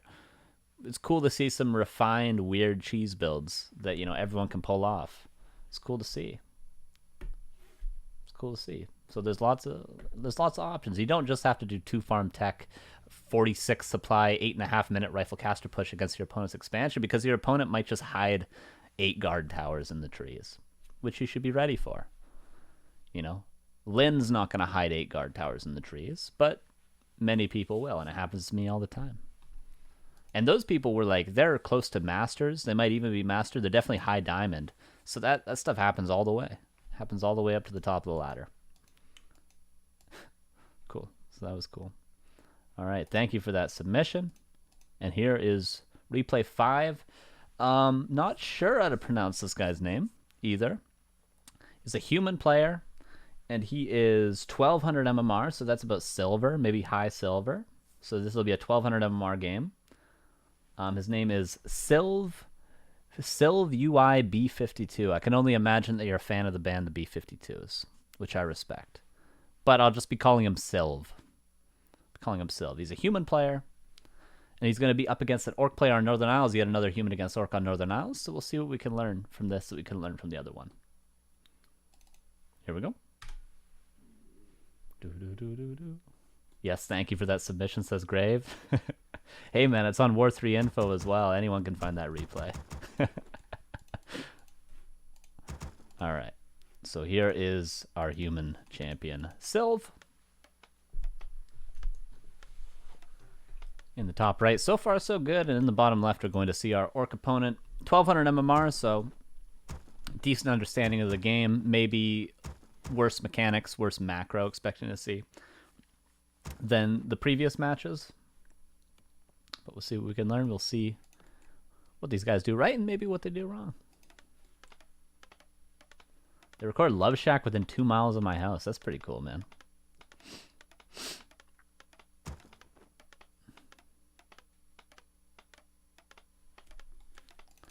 All right, altar, 2 farm.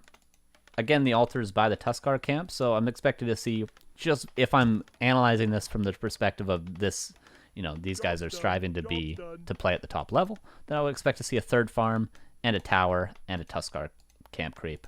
I wouldn't expect to see the altar be built on the bottom and then go for the green camp. Just little min-maxing from the human. But really not a big deal. Not a big deal. The base build is fine. Archmage, Footman, farm the orc. So far, so good. Again, we talked about earlier, if you're going to go for a grunt, you need to get value from the grunt. If not, just go for the Farseer, and I think that's totally fine from the orc player to not get a grunt on Northern Isles. I think it's totally acceptable. No grunt, faster tech, fine with it. All good things all around. This Footman that came out of the barracks. What should we do with this Footman, everybody? What should we do with this Footman? Been talking about it all day. What should we do with it? Certainly shouldn't just sit here, should it? No, of course not. We should go and scout our opponent's base. We should see what's his tech timing. Does he have barracks? Does he have no barracks? Is he Farseer Headhunters? Does he go Blade Master? Is he Tauren Chieftain, 2 racks Farseer, whatever, 2 racks Headhunter all ending me? Does he have towers hidden in the trees? We need to scout, and this Footman is perfect to do so. So that's one adjustment I'd make so far. 2 militia. Why not? You're going for a fast tech. Kill the sheep, someone says in the chat. You can kill the sheep with that Footman as well. Why not do both? And again, we're seeing this 3rd farm, but if we notice our supply right now, 22 out of 30. We would be 22 out of 24 without this farm. We're not even building that 3rd Footman yet. So this farm, it delayed our tech by 20 lumber, but we haven't done anything with it yet, which is why I think 2 farm tech is just more optimal. And then you build the farm, as soon as your tech is done. It's done by the time this Footman's done. If you want to build a 4th or a 5th or a 6th Footman, then you can do it after you've teched. So just a little suboptimal. But the lumber mill, I love to see it. Lumber mill is great to get early, as we pointed out in the last replay.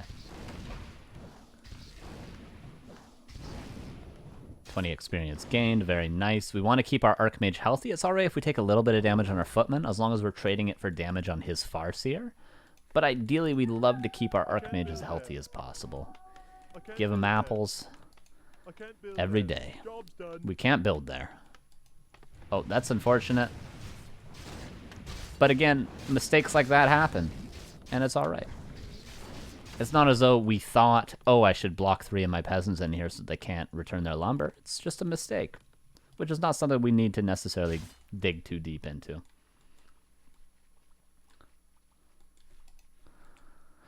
Farseer just happy to buy time again. He didn't invest into a grunt early, so as long as we're delaying the Archmage from getting level 2, getting level 3, keeping him honest, that's all we really need to accomplish with this Farseer. We don't need to do much else. If we had a grunt, then I would be saying this orc has to get something done.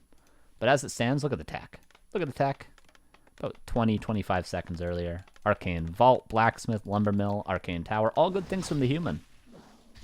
So far from the human, I would say, you know, obviously that Lumbermill positioning was a little bit unfortunate, but the only mistake has been maybe taking a bit too much damage on our Archmage, and that third farm before the tech not getting much value. Other than that, so far so good from both players.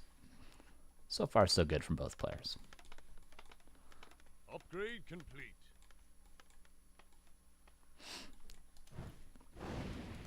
Again, don't want to take damage on the Archmage. Archmage health has the highest priority of anything in the early game. Highest priority. And we see that's why the Orc is going for it right away. And, you know, we have our shop up, so we're going to be able to heal it up. But this is very unfortunate to take this much damage. Thank you, SNS. Appreciate that. Mount King on the way out, or a Paladin on the way out. Okay, I respect it. This is actually kind of... Before Riflecaster became standard against Orc, Sock, who's my favorite human player currently, he used to actually go Paladin second, Riflecaster against Orc, when it was still standard to never go Riflecaster. He used to do this.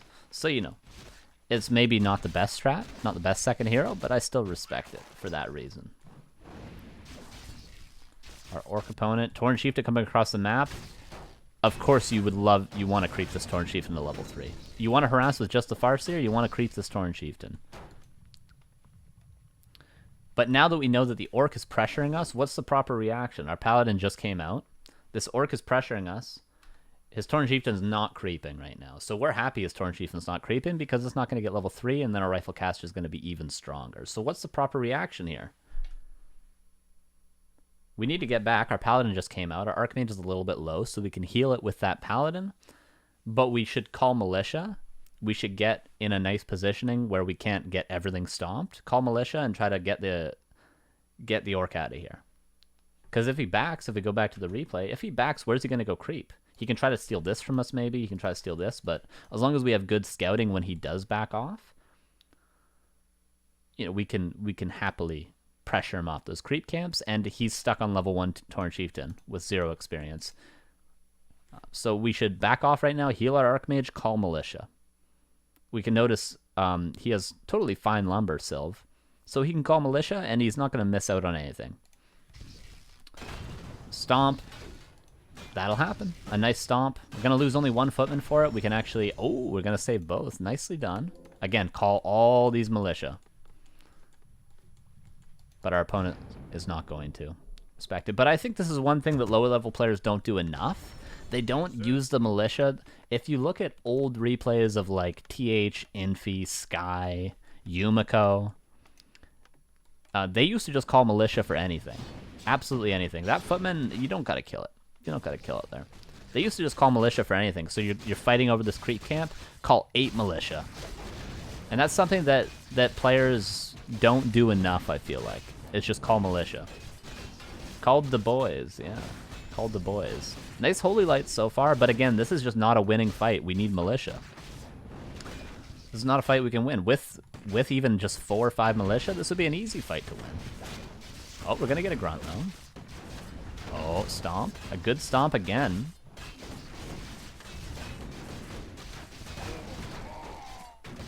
A good stomp again. 1 grunt fell. We've saved pretty much everything so far. Another footman falls. Not the end of the world. Oh. It's alright. Mistakes happen. You don't need to deny these footmen, though. You can just heal them up. You can just heal them up. And, of course, when you have priests out, like, these footmen still have lots of value. They have value for scouting, and they have value for not getting all your camps stolen. See, now look how small the army is. We've killed 3 of our own footmen. We've killed 3 of our own footmen, and they'd be great here. They'd be great here. And militia would also be great. See, killing your own footmen there is an example of a mistake that you clearly thought was the correct play, but I would say that objectively is wrong. So that's a good thing to learn from. No need to kill your own footmen in this matchup. No need to deny them all. Oh, Paladin. Oh, the priest could have healed it, but again, mechanical issue. Not a big deal. They happen. But as it stands, we're under a lot of pressure. Why are we under so much pressure? Because we killed our own footmen and we just didn't call militia. Look at the lumber. 300. If we called militia, we would still be at about 200 because this is all cheap. The only thing that costs a lot of lumber is, of course, the long rifles for these bad boys, Dispel. But we would have had enough lumber for both of those. Don't kill your own units, kids. Yeah. And we're under a lot of pressure. We need to call militia. Need to call militia. Call militia for anything. As long as you're not on 0 lumber, I would say if you have like at least 80 to 100 lumber, just call militia if you're in a fight. Even if you think you can win the fight without militia, which our orc player certainly is going to win this fight right now, you just still call militia. Call the boys. Speed scroll out. I respect it. Don't overcommit. If you're the orc, you're in a good position. But I mean, the Tauren Chieftain's still level 1, so this is still a winnable game if we're Sylve here.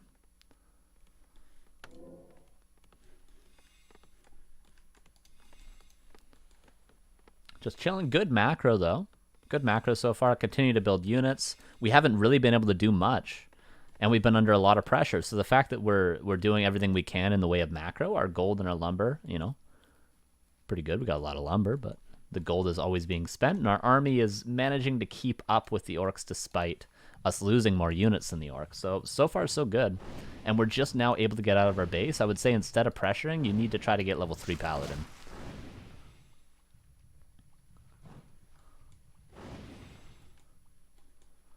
You need to try to get level 3 Paladin. And if we had those footmen, they would be beautiful for scouting what the orc is going to back off and creep right now. I'd be expecting this camp or this camp, and we'd be able to send one of those footmen to just double check.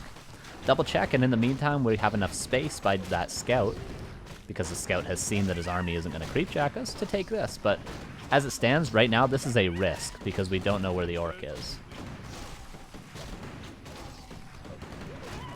Over the Magi, good stuff. Odd Paladin levels are good, because we can get the aura as well. A winnable fight, again, just call the boys here. Just call militia immediately. If the fight ends right now, you could just send them back home, and our lumber's totally fine. Just call militia. Anything, like, sort of, you can think of it like, on most maps, this map in particular, the tavern is the halfway point in the map, right? We could split it down the middle if you look at my cursor. Split it down the middle. Anything that's, like, right here, you could probably call militia to fight. I would say, like, right here, you wouldn't be able to do right here, but at the expansion, and, like, all, like, here.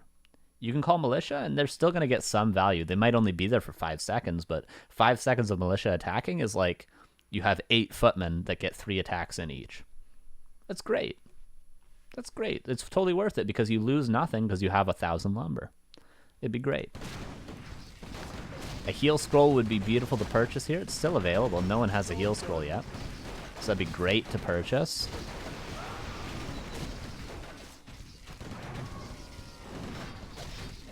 Paladin has a potion of invulnerability. Use it. I respect that. You may have not had to actually use it, but I would rather see you use it and not risk anything at all than not use it and lose the Paladin trying to look like you can get away with 5 hit points. So I respect an invuln usage like that. Unless you're absolutely sure, unless you're like, a Masters, Grandmasters player and you're sure of the calculations, you've checked the mana, made sure there's no chain lightning, checked the raiders have no ensnare and you're sure of it, just use the invuln. Be safe. Save your hero. It's just an invuln.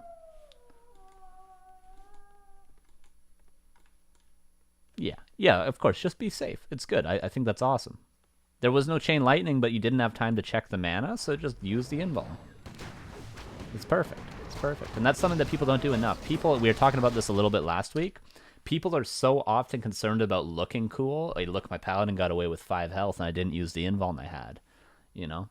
They're so concerned with looking cool that they'll lose games because to maintain that sort of aura of look how cool I am. But you just use the invuln and maybe you win the game because you don't lose your paladin. Just use the invuln.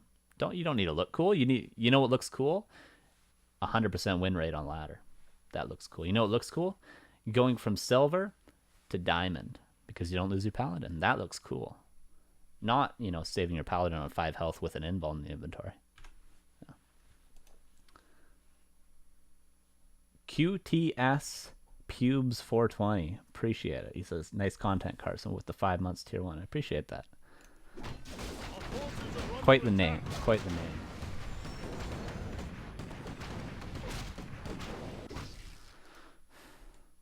Safety first, absolutely, Medi27. Absolutely. Safety first. Do you think I can be diamond? I think anyone could be diamond because I'm diamond. Okay, so I think anyone could be. Raiders coming in for hit and run. What do we need? How do we need to react when our opponent's hitting and running? Well, in this case, our opponent's been really aggressive the whole time, but we see that there's a crystal ball in his inventory. Where do you get that? Well, you get that from an expansion, but it could have been from this expansion as well.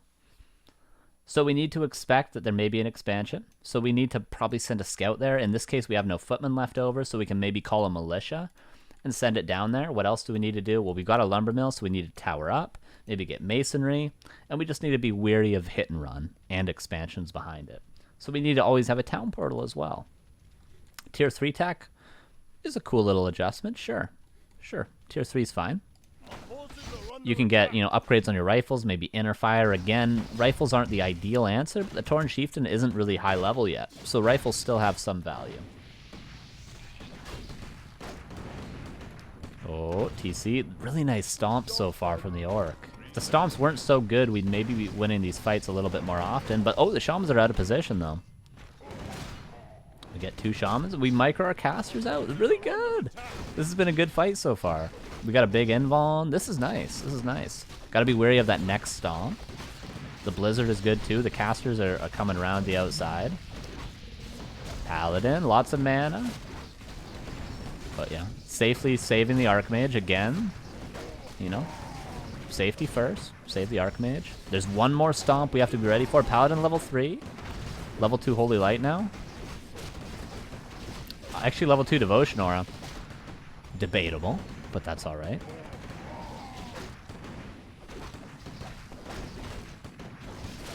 And we forced the town portal. What a fight!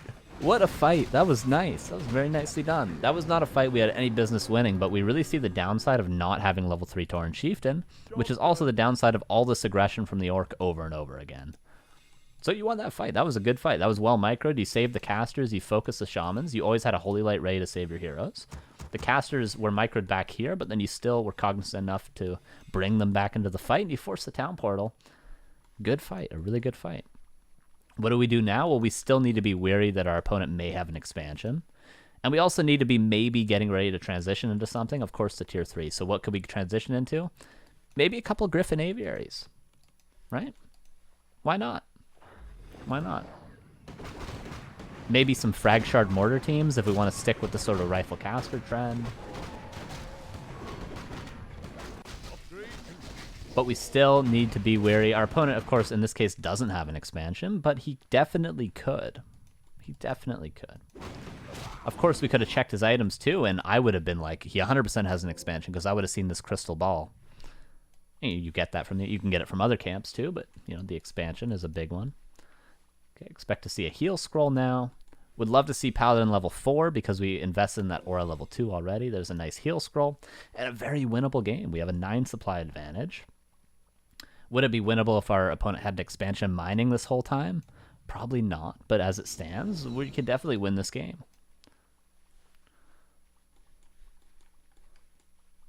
We could definitely win this game.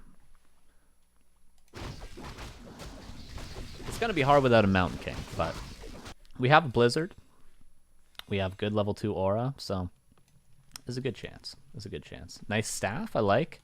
I like that you're investing into the tier 3 as soon as you have it, because a lot of the times with human players, especially when they're on rifle caster, they'll get to tier 3 and they won't really do much with it, right? So I'd love to see inner fire. I'd love to see, what are your upgrades? Yeah, 2 rifles. Love to see a third of an attack upgrade. You're actually getting the third armor upgrade, so it's good. You're investing into tier 3 upgrades as soon as they're available to you, and you're going to hit a really nice power spike.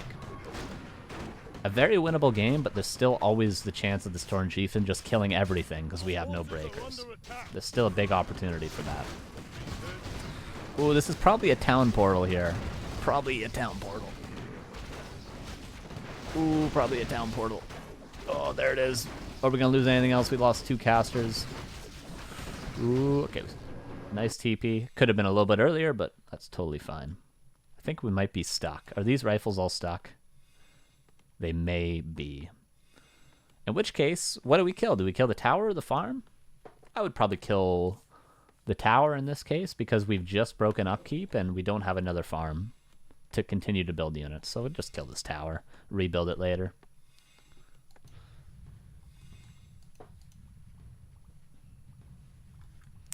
Our opponent has formation movement on. Those of you that don't know what formation movement is, if these dots down here that are scattered from me are in a little triangle, that means you have formation movement on. It's very bad. Turn it off. That's all I have to say. It makes all of your units move slowly, as we can see the orc player moving very slowly right now. So if your icon down here is in a triangle, click it once. Click it once.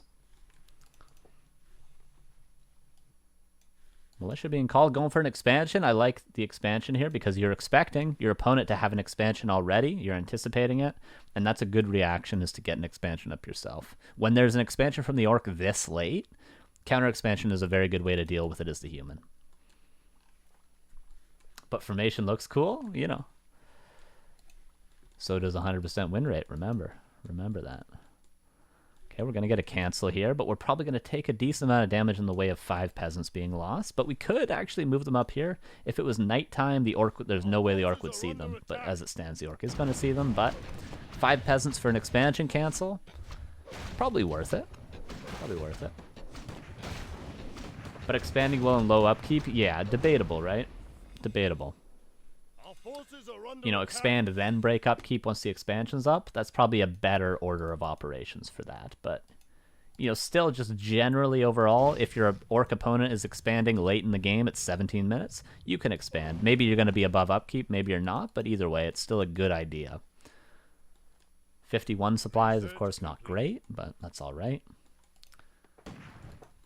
Again, a winnable fight, but it just might be rough. It might be rough because we don't have breakers. We got 3/3 rifles with inner fire. Level 2 aura, so it's still winnable. Still winnable. Like, this is a very good army, but if this Thorn Chieftain is level 4, level 5, it can start to get really dicey. But I mean, these are not ordinary rifles. So there's a good chance. It's a good chance to win this fight. Even supply. Is there a heal scroll? There is, and there's a staff. How much armor do these? 9.5 armor. Oh my dear lord. Nice blizzard. That Archmage ain't going nowhere. Ooh, heal scroll could maybe be invested. Actually, if you back these casters off, you could save it. There's no more chain lightning. Nice blizzard again. Oh my god, we're doing it. We're doing it. Level 4. This is a one fight. This is a one fight. Pretty cool. And the Torn Chieftain's, okay, it does have an invuln, but everything's falling. Look how strong these rifles are. Look at this. This is incredible. The heroes are super safe. There's still even a heal scroll. I love that you're saving your items like this. The heal scroll used till you absolutely need it. You could have saved a couple casters with it earlier, but why not save it a bit longer? And as it turns out, 3/3 rifles with inner fire. Who needs breakers anyway? The issue with this is, although it looks really good right now, imagine if the orc player had expanded when he was in your base initially, when he won that fight, and then, when he won that fight in your base. Imagine if he had an expansion going up at like that 12-minute mark. He would have been mining this whole time. This army isn't that scary in this case. But since you're both one base the whole game, what a good army. What a good army, and decent micro throughout all the fights, actually. And it's only a matter of time. More hero focus. That's what the Paladin's for, man. And, you know, if you go tier 3 and you're Paladin 2nd, don't be afraid to get a Mountain King 3rd. Just because Mountain King is typically used 2nd or 1st doesn't mean it can't work 3rd. You know, it looks a bit weird, but it's pretty good. It's pretty good. Thanks for that replay, Sylv. I appreciate that. That was awesome. Very well played. Very well played, and that's 1200 MMR. I imagine you're probably higher than that now. You're probably higher than that, you know. Because when I looked you up earlier this week, that's what you're at. But, you know, if you're playing like that every game, you're going up. You're going up and up and up. All right, we're going to take a 5-minute break. And then we got 2, maybe 3 replays, depending on what time we're at. 2, maybe 3, and we'll take some questions, as always, from you guys. So, okay, 5 minutes. Get some water, get a coffee, and we'll be back. All right, we're back. How's everyone doing? How was your break? Did you guys get coffee? I got a cookie. I had a cookie. It was delicious. Made me feel pretty good. I had a sip of water. I'm going to have one more sip of water, then we're going to jump into another replay. We got a couple left. Stars and Stripes gifting a sub to PH Foggy. Gifted 24 subs on the channel. Appreciate it, SNS. And you're modding today. Double duty. Appreciate it, man.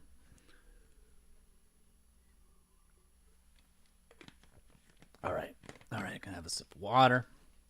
Had a cookie, feeling good. Okay, we got a couple more replays, as I said. The next one is a repeat submission. It's the legend pakiTo, a human player who we analyzed last month, which was pretty cool. I appreciate you sending another replay, man. And of course, you know, just because you guys send one replay doesn't mean you shouldn't send more. Of course, send them every month. I always go through every replay I get sent. Every single one.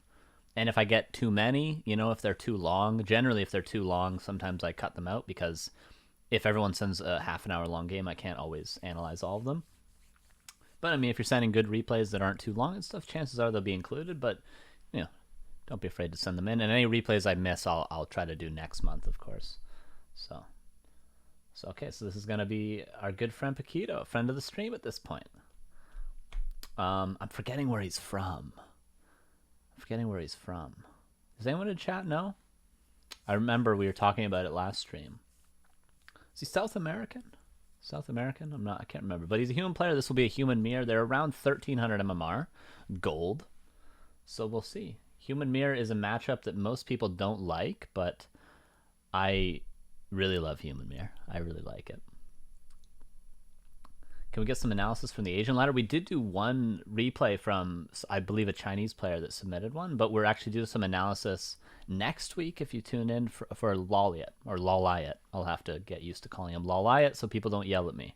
But so that'll be some Korean action next week. We'll be doing some replays for him. And, you know, most times when I do analysis, which is the first and third Thursday of every month, it'll be on Asian players most of the time, because they're, of course, the majority of them are the best players. Excuse me. Okay, so this is replay number 6 from today. Human mirror. Ba-ba-ba-bum. Fog of War off for this one. Our good friend pakiTo is the blue human in the bottom left, and then Metagame will be our opponent, the red human player. Somebody started a very loud truck outside. I hope you guys can't hear it, but if you can, that's all right too, because I'm sure you can still hear me.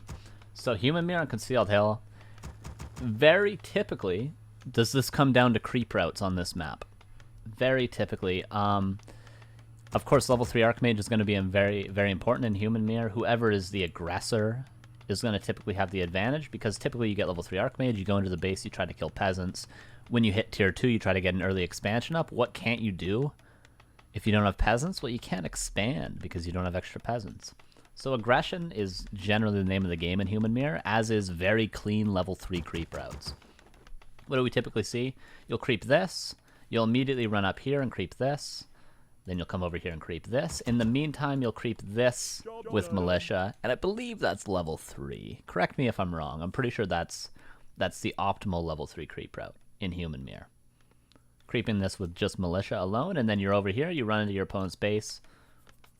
You could also creep the shop too, but it's kind of hard to do with just footmen and an archmage. So we'll check what both creep routes from either player is. But generally speaking, whoever takes the more optimal creep route is going to have the advantage. And then when you get to the top level, you're both doing optimal creep routes, right? Yeah, it's a bit more than 3. Okay, thank you. Sometimes you'll even see players go for this lab, but with this nice creep route of doing this and then these 2 camps, while militia creeping this, you don't really need to take the risk of going for the lab, but it can be nice to have, you know, potential for a shredder. You know, you get a nice consumable, like a Scroll to Beast, Potion of Greater Mana. There's a lot of good options here, but typically this is the more common camp. Nice Footman Scout. Again, I love to see Footman Scouts. I don't see a reason to not do it unless you're, of course, if you're pulling the lab, then you kind of need that Scout Footman, but you can Scout with it after. If you're not pulling a creep camp, go for that Scout. So nicely done. So far, we have the better creep route, right? Our opponent's going for the turtles, which we already pointed out we should do with militia later on. And we're going for the optimal creep route. And if we go up to the crabs, this is going to be perfect so far. Could have ran up to the crabs a little bit earlier. We leave the militia to creep that last camp and just run up. And we would have already been, like, right here. If we just leave the militia to clean up that last berserker. But still pretty optimal. You know, a little bit slow. We're trying to shorten our downtime as much as we can, but still a good creep route, well thought out. The Footman is going to confirm what our opponent has crept. Our tech's a little bit late, but it's alright, we'll get it right now. Perfectly, as soon as 210, we get that level, that tech, which is good. And now I'd love, as soon as we have 20 lumber, which we already do, get that tower. Very important to get that tower. We see our opponent already getting the tower. Some people even get 2 arcane towers, but, you know, practice and get, you know, get comfortable with only 1, I would say. Some people will get 2, some people even get 3. If you're, you know, Mr. Winner does 3 towers in Human Mirror. But I would say get used to just building 1, but you definitely want to get it early, and you want to get it in a position where it's easily repairable. It's going to be crucial in this matchup to have an early arcane tower. So far, that's the only big mistake, I would say. It's just not that early arcane tower. But the creep route's good. It's better than your opponent's creep route. And the scouting is also very good. This would be around the time when you could call militia, because you have enough lumber for the tower. You've already teched. Now you could call, you know, 5 militia, 6 militia, and creep this. Run over here, creep this, and you'll be level 3. And I would say this would be almost game winning because your opponent is so much slower than you. Almost game winning. Okay, but you're gonna go down. See, in a perfect world, if we did everything optimally, we would already be halfway done this camp, and our militia would be done the turtles. And we see where our opponent's at, right? Not anywhere near level 3, and not defending his base. And that's why I said at the beginning, this matchup very often comes down to just having a very optimal creep route. You can win so many games if you just refine the first 5 minutes of the game in Human Mirror, and have a very clean level 3 creep route. It also comes down to when you do get that level 3, you have to defend while harassing at the same time, which can be very difficult. It takes some practice. It's not an easy matchup. Of course, these Footman exchanges are also very difficult. I used to play Human Mirrors against Cruncher, and when we got in skirmishes like this, Footman against Footman, he would kill all mine, and I wouldn't kill a single one of his. It's very difficult. It's very difficult, and it takes a lot of micro. But you just imagine, he would be down here, you'd be in his base with level 3, killing every peasant. And he'd be like, he'd try to defend, but even if you defend and you're not level 3 yet, you're defending, and then the Archmage is still level 3. You buy a Staff of Teleportation, you can go back into the base. But as it stands, we really haven't taken advantage of being quicker overall and having the right idea from the early creep route. Now it's pretty much an even game. Again, no Arcane Tower, though. That could hurt us. The Footman Scouts are very good. I love these Footman Scouts. But no tower. Our opponent's tech's a little bit quicker, but that's just because he crept an easier camp. He didn't call militia for this camp, and we did. That's why our tech is a little bit behind, but it's not a big deal. These Footmen are getting all the information, so we're going to see the Archmage run into our base. Upgrade complete. So we should be ready to go back to defend this. Our town is under siege. Okay. Ooh, this is tough. But we did see that he was coming to our base, so we could have reacted earlier. I thought you had enough time to take the green camp, but, you know, you could have reacted a bit quicker. As it stands now, though, ooh, we're losing peasants. We got both our sanctums canceled. Ooh. See, the Footman Scouts were so good, though. These 2 Footmen were doing such a good job. I'm almost wondering, did pakiTo miss? Miss the Archmage was running? A nice attempt to block. Oh no, but now we're the ones trapped with him. TP out earlier rather than later. Again, This is a similar situation to the last game, where we're trying to, and I'm not saying you're doing this, but sometimes, typically, people will wait till the last second to town portal, because they say, you know, I'm going to stick around here and not TP because I look cool. But just like with the Invuln, with the Paladin last game. Whereas when you get surrounded and you're an Archmage, you don't have a shop, you don't have priests, you don't have any way to heal this Archmage, TP out as soon as you get surrounded. TP out as soon as you get surrounded, immediately, because now we're going to see, I mean, even if he TP's out now, he's going to have 100 health. This Archmage has boots. Our Archmage is good as dead.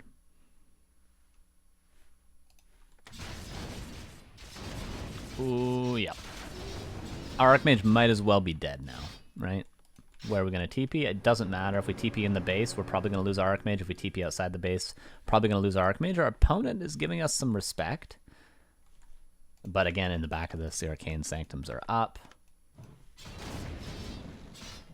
And this is sometimes what this matchup can come down to. Just a small little mistake, you miss a scout, your creep route isn't as optimal as your opponent's, and then you just lose to this harass. That's very, very typical. Very typical. But the scouts were good. I would just say better creep route. And respect the Archmage harass running into the base. Because even if he loses all the footmen, him running into your base can still win him the game. Appreciate that, thank you. Nice bolt dodge, but the Sanctums are just not up. What would be the right response from our opponent now? Well, these Sorceresses are not. I would say Priests. Call Militia, creep this. Call Militia again, and expand. Would be the optimal way to play now for red. Being very ahead and having just town portaled out. For us, we need to get our Sanctums up, and probably creep similarly. Creep this. And then creep this and expand, but we're going to be in a very rough position because we've lost so much.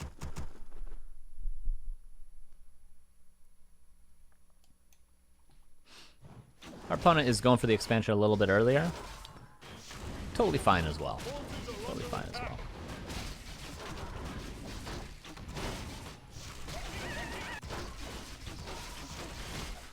We're doing the same, so pretty good game overall, like, you know. Pretty good game. Pretty solid game. Both seem to have a good idea. This is typically what you do. You get about 2 to 4 priests, start to get Dispel, and then you call Militia and go for an expansion. That's typically how Breaker Mirrors are played in Human Mirror. A lot of footmen are low, but that's alright. We can go heal them up, and we're getting solo experience on our Mountain King, which is also great. Of course, our Archmage is being rebuilt. The shop a little bit late. That happens. That happens.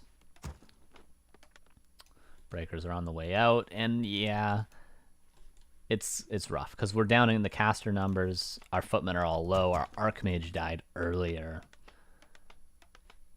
and now he's coming to our base, and we're probably gonna lose. And even if we don't lose right here, our opponent has an expansion, and we did not expand.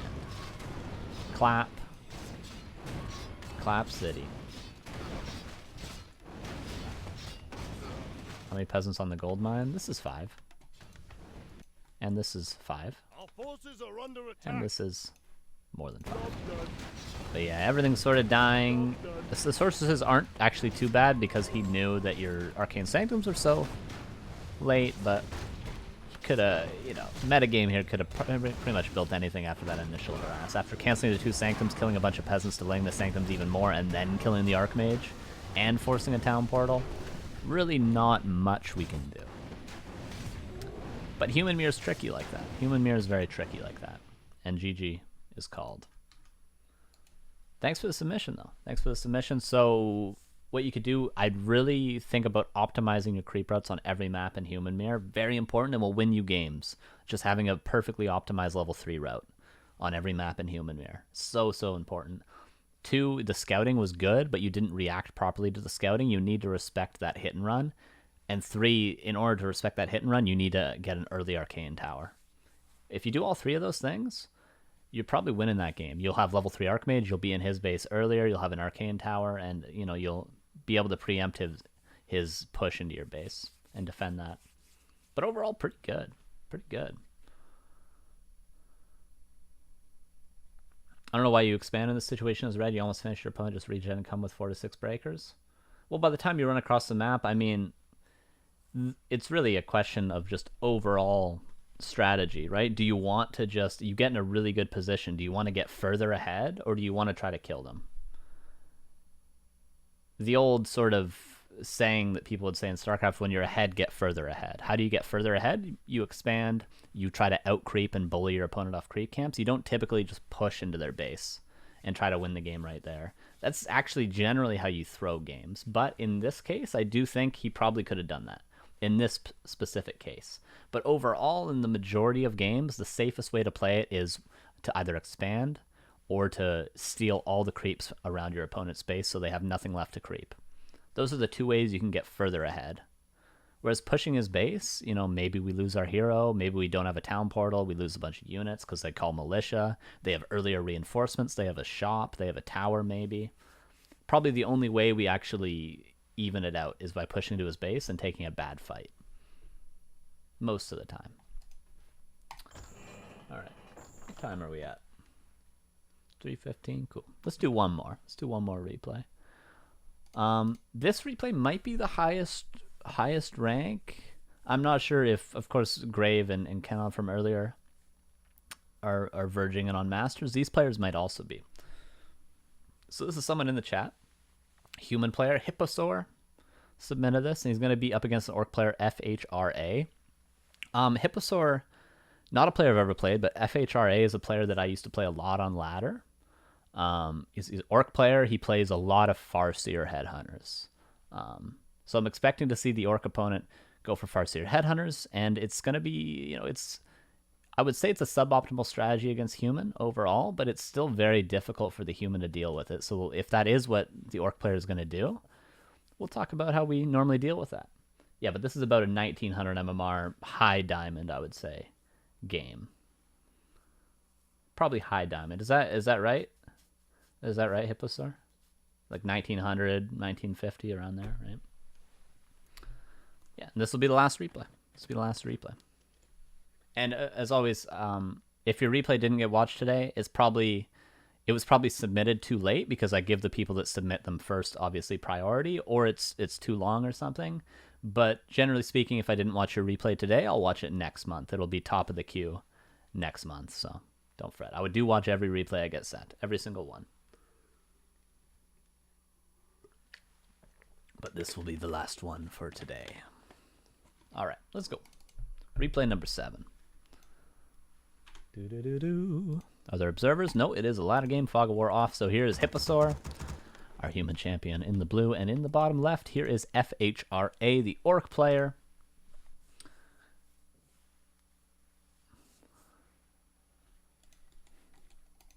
And we'll see what happens. Still waiting to see. Of course, the big question is this going to be Farseer Headhunters or is it going to be standard orc? Because these players are very high ranked and I know both of them, let's go off some assumptions, right? Since these are verging on master rank, what do I expect to see players verging on master rank? Well, I expect to see, one, this orc go for a peon scout, denying the pull of the troll shadow priest at this mercenary camp. So I expect to see a peon from this altar go and deny this. I expect to see the Farseer come out of the altar and immediately go for this priest, take the item, and then creep jack the human right here. I expect to see Hipposaurier go for either a 2 or a 3 farm tech, typically 2. Creep this green camp and then play defensively while going into a rifle caster army. That's what I'm expecting to see.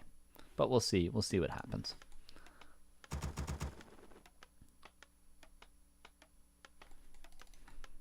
Open base. That is open, right? And if it is open, that's a good thing. So that, you know, you can defend your peasants. I always say you treat your Archmage like an Arcane Tower before you have an Arcane Tower. You can sit it in the gold mine, defend against the wolf harass. So it's good to do. I think that's a good thing. This farm can then block off, or the farm right here. Yeah, also good. Totally fine as long as you have one space to put a farm. This might be even better, this slot. So, and our opponent, okay, will be Farseer Headhunters. This is a strategy that, because I coach Cruncher a little bit in the past, and Cruncher very often plays against Kiwi Cocky, who does this style. I've actually done a lot of practice with Cruncher, with this style in particular on this map. How Cruncher deals with it generally is you go for a 3-farm tech, and I'm assuming because I knew that Fhra was a Farseer Headhunter player, I'm assuming that most people that play him know that because he does it very commonly. So let's say we're assuming that he's playing Farseer Headhunters. Cruncher likes to go 3-farm, delay the tech, get lots of footmen. When he's at about 5 footmen, he'll get early defend. When he hits tier 2, he won't go for rifles, he'll go for 2 Arcane Sanctums, and then there's 2 options when you get 2 Arcane Sanctums and footmen with defend. You can either expand on tier 2, break up to a high supply, 60, 65 supply, and then take a fight.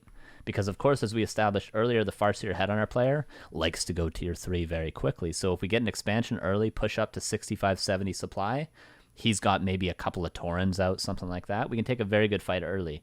If we're not planning to go for that early expansion, we need to match his tier 3 with our tier 3. Typically Griffins or Frag Shard Mortar teams. So there's a couple of options. We'll see what Hipposaur does in this game.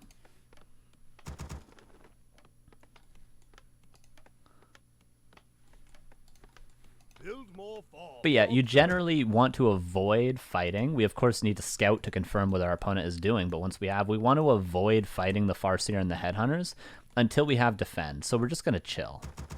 We're not worried about creeping. We're going to take this camp, and then we're not worried about creeping anything. We're just going to chill and wait for defend. Once we have defend, the Orc player cannot really do anything.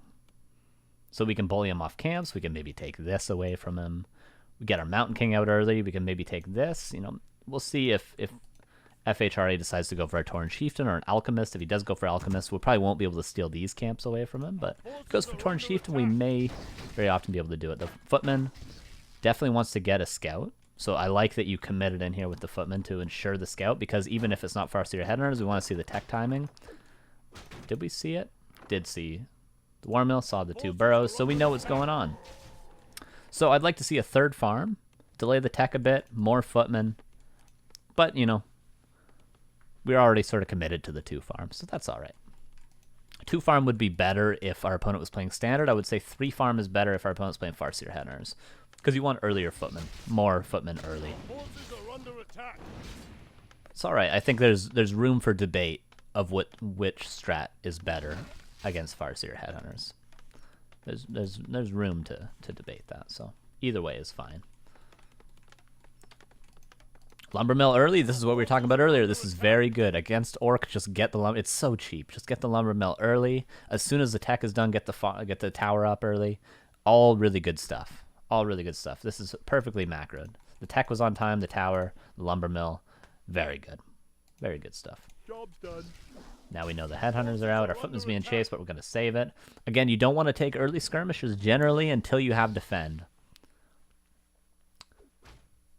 Because the Orc, once he gets about 4 or 5 Headhunters, then he can start taking camps, big camps. But until then, like, he's going to maybe be able to take this.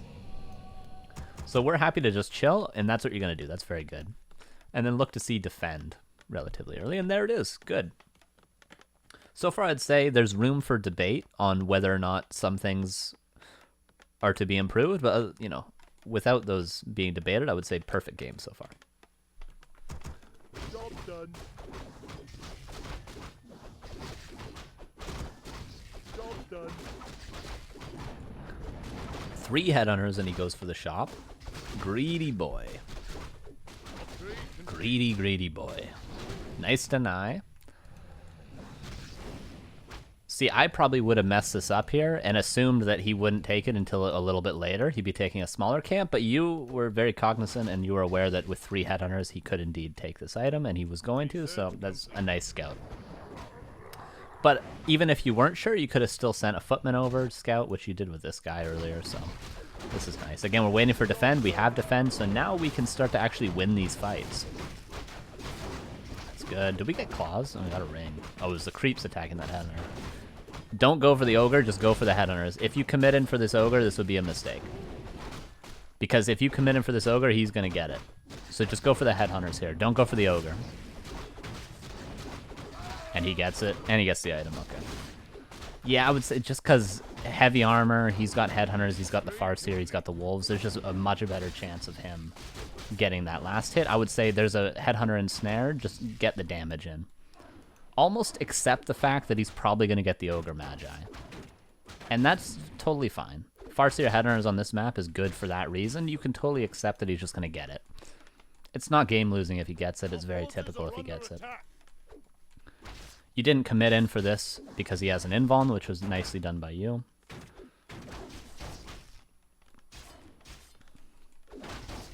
Continue to pressure. But at this point, you just got to heal up. Your tier 2 is done, and as I pointed out earlier, 2 Arcane Sanctums is good. So now the question becomes, are you going to expand, or are you going to tech tier 3 early?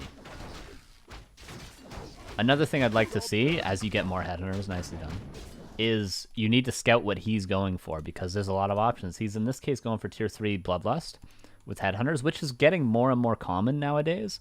But what he could also be doing, what Kiwikaki does often, 2 Tauren Totem, Mass Taurens, in which case, you know, there comes a point on the expansion where you still can't even win. So tier 3 tech is generally needed. But since he's just going for Spirit Lodge, you could expand or go tier 3, either or.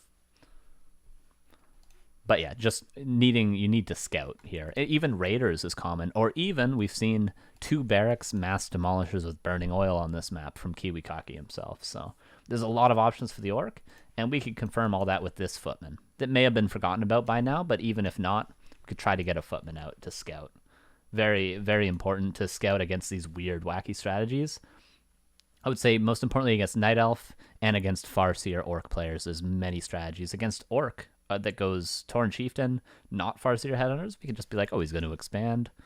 Maybe he's going to get some Raiders, but we don't have to scout as urgently. Against this strategy, I would say the scout is urgent. Because we're in the dark. We only see Headhunters. Could even be like a Naga second tower rush. We don't really know. But once we see the tier 3 tech, once we see the Spirit Lodge, once we see the altar flashing, gives us all the info we need. A lot of Footmen saved that can all be healed up soon enough. The base build. Notice the base build as well. Very good. Farms can be used to block the base. Both the Sanctums in the back. Lumber Mill in the back. The only thing you could improve on is maybe find a way to fit a shop in the back too. Maybe fit a shop right here. But I don't even know if you can on this map. Maybe if this farm wasn't here, you could fit both Sanctums. That's the dream, right? To be able to fit both Sanctums, Lumber Mill, and shop in the back of your base. That's the dream. But the base build's very good. The reaction to Farseer Headhunters was very good. The scouting a little bit lacking, but totally fine. How you doing, Cruncher? I was just talking about you. Yeah. Shop coming up. Good. Creeping while we can. It's going to be a juicy scroll that heals up everything. Again, the Orc players are just going to get both shops. Unless you make a big play, which typically means you're probably better than your opponent, you're going to win anyway, but in a relatively evenly skilled game, it's going to be hard for you to get these shops. And even if you're aware your opponent's going for them, he creeps it so quickly with Headhunters and a Farseer that, even if you know, you're probably going to miss the timing. So it's better, most cases, to just at least give up one, if not both, and just creep your MK. Does this Archmage need to be creeping with the Mountain King? Probably not. Probably not. And is the Expo the best thing to creep right now? Well, since you're expanding, I would say it is. But, typically we'll see a Cruncher very often will go for this, and then he'll go for this, and then he'll go for this, and just power creep that MK to level 3 as early as possible.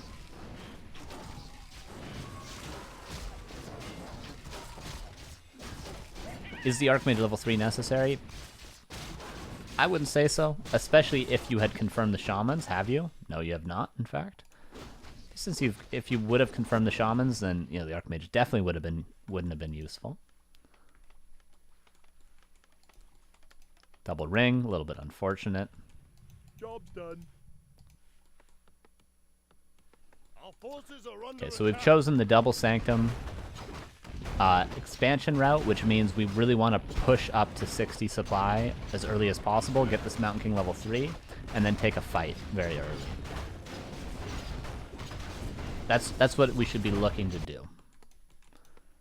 Get, 4 to 5 Sorks, maybe even, we got 3 priests, maybe get 2 more priests, decent wall of breakers, and take a big fight. Generally, we're even going to see a tiny Great Hall, but again, we haven't scouted, but we'll go off the information that we have, right? So we're seeing Taurens, we're seeing Bloodlust, probably going to see a tiny Great Hall relatively soon. In which case, if we push up to 60 supply very early, this is going to be Tiny Great Hall. God, I'm good if this is a Tiny Great Hall.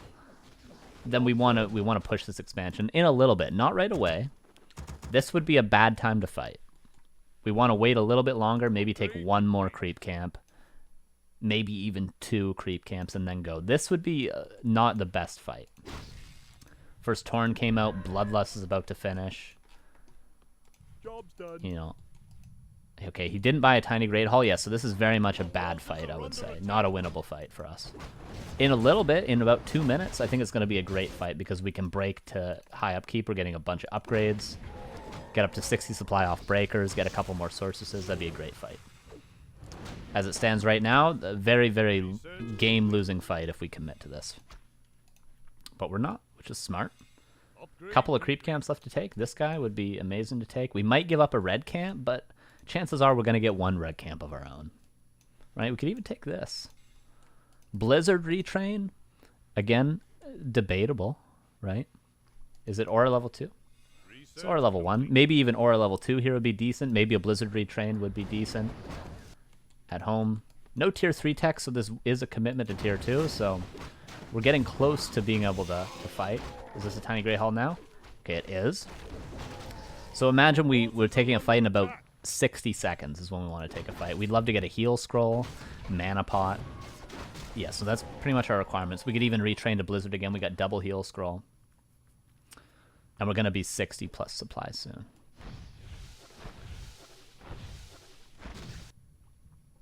We don't know what units he's going, but we did see the Taurens earlier. We saw the Shamans earlier. And have we seen the Tiny Great Hall? We did. So we got all the information we need. We didn't have all the information earlier, but as it stands now, we do. I believe these footmen are left on purpose. Ooh, nice play. A nice play. Again, we need a little bit more time. Just a little bit more time. A couple more breakers. Yeah, like these 2 units, and then we can go, I would say. A little bit more time. And a mana pot on that MK would be incredible. This is a really nice play. The issue now becomes we can't really do anything in the main base, so he barely even has to react to this. But these footmen, they could get every single peon. Tough. He sent the wolves back. That was like a perfect reaction from him. There's a lot of Taurens now, though. But still, look at 68 versus 62. How much of that is in production?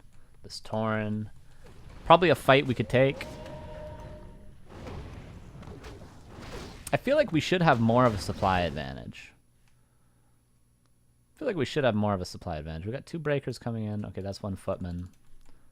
There's a few. Okay, yeah. Got a few units. Invested in double heal scroll. So maybe here, even though I've been saying this is the timing, this is the timing, this is not the timing. So maybe try to kill all these peons, which we have done successfully, and then just town portal out. Yeah, probably this is a TP and a half right here. Because, you know, just because we're strong doesn't mean we can necessarily fight. We do have that supply advantage. This is about what we're looking at. It's going to be about 70 to 57. So it would be great, although we're killing all the peons, it would be great if we had all these units with us. We were in a position like this. We had a mana pot on our MK, and we were just ready to actually fight him. But as it stands now, we're kind of spread out. We've managed to kill all the peons, which is great. But our timing is kind of missing because we went for a play other than just a direct fight. We went for, we're going to kill all the peons and we're going to distract in the main base and then town portal out. Whereas I think you could maybe want to fight here. I think you could have maybe won a fight.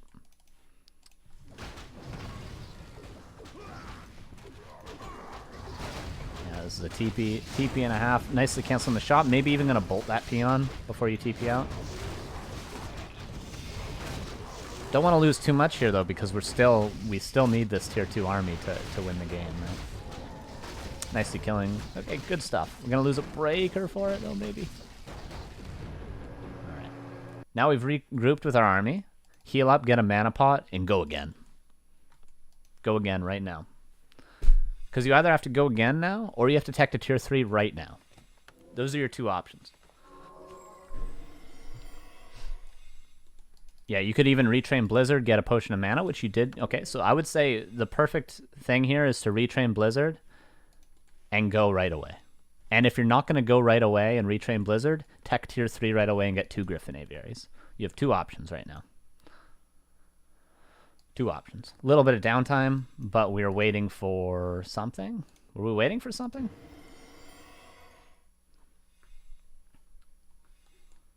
Entering a creep game would be a bad choice. In my opinion, it would be a bad choice. Okay, so this is the first big mistake, I would say. As I'm going to take a sip of water. Right, he was buying a TP. My mistake. He was buying a TP, which is good. I think it's important to buy a TP. But yeah. Now we're on tier 2. 71 against 58 supply. We managed to kill the peons, although this is a debatable play because you invested your timing into just killing peons and not actually taking a direct fight. But now we're getting into a creeping war. We're tier 2. We're both on 2 base. He's tier 3, though. And we're tier 2. We do have a supply advantage, which is what staying tier 2 enabled us to do. This is what it is. You stay tier 2, you both get expansions up, you expand a little bit earlier. This is what you get. You get a 12 supply advantage, 13 supply advantage. This is what you get. What do you do with it? Is the big question strategically. You have an army, you have a lot of sources. Although he's got some Taurens, his army is not that strong right now. This is a very winnable fight if we go fight right now. And we've had the fighting capability for maybe about a minute and a half at this stage. But as I pointed out earlier, we used that fighting capability to instead kill peons and TP out. Right? And now we're still using that fighting capability that we've given ourselves strategically to just creep.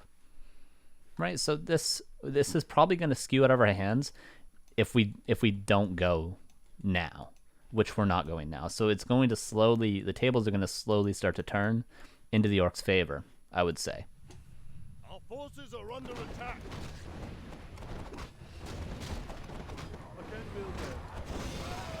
Okay, the Orc is actually pushing into us. He's doing us a favor here, kind of. Because we would love to fight right now. We would love to fight. Because it's not getting any better for us right now than it is currently. Nice clap. We see it looks scary. The TC's invis. He's got a double heal scroll. Oh, this is going to be a big stomp. But look how good this army is because we have that supply advantage. This is nicely microed so far as well. You are focusing the shamans down with the MK and the breakers while splitting your casters. Nice micro. Look how much we're owning him. Look at this. Destruction. How should we follow this fight up? We should have to go tier 3. We should have already gone tier 3, or we should push his expansion. So he's going to town portal out. So now we've won this fight. We actually owned him, right? We completely destroyed him. Since we haven't gone tier 3 already, we have to go to the expansion right now. The footmen were doing some stuff. They didn't really get much done. Go to the expansion right now, though. Even retrain Blizzard, I would say. Maybe not. No retrain. Is there a mana pot on the MK? There's still a mana pot on the MK. Would have loved to see a clarity, but you're a little bit far away. You have aura level 2 anyway, so. Still, we're still strong, though, because we took a fight. We won the fight. We still have the supply advantage. And, 15 supply advantage, that's plenty more than having tier 3. So we should still win. We should still win a fight. If we go right now, we should still win a fight. But they're just getting towers up. He's getting mana back. He's getting more Taurens. He's even getting 2 Wind Riders, which is actually, it's kind of good you didn't retrain then. It's kind of good. I would have been in a bad position if I had retrained, although there's a lot of casters for anti-air. Still winnable, though. The fight is still winnable. I think going to the expansion here would have been much better. This tower would have got canceled. Our forces are under attack. Debatable whether or not to go to the expansion or the main base here, but I think expansion better. Expansion better. Still a winnable fight.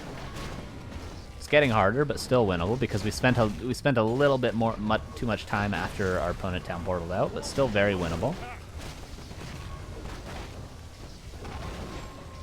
We have 1,000 gold. We could be 80 supply right now. Almost makes me think. I'm gonna check. Okay, not tier 3, so we could be 80 supply right now.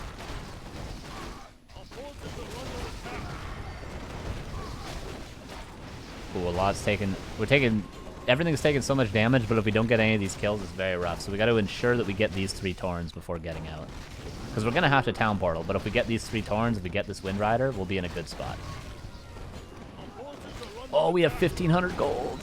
We have 1,500 gold. Still kind of winning the fight, though. Still kind of winning. And this was late again. We spent a little, like 30 seconds extra before we pushed when the Orc town portal. Nice TP, preemptive. I like it. Oh, but we had so much gold.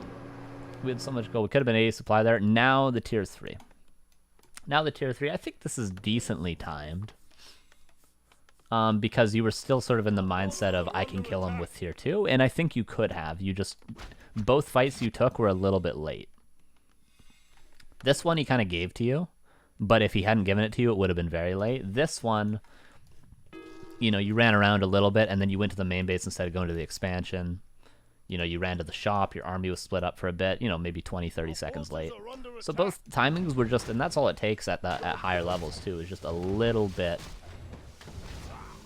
Yeah, this is like 2k MMR, Diamond, Slippery. All it takes is like missing your timing by 20, 30 seconds at higher ranks, and the game's over. So, and that's what happened a couple of times. But MK's about to be 3, still not a terrible position at all. We're still winning, I would say. We just need to get a workshop. Because there's Wind Riders, I suppose. What's the right army comp here? I would probably still be putting up 2 Griffin Aviaries, but there could be a debate to be had as well. MK level 5 is going to be great.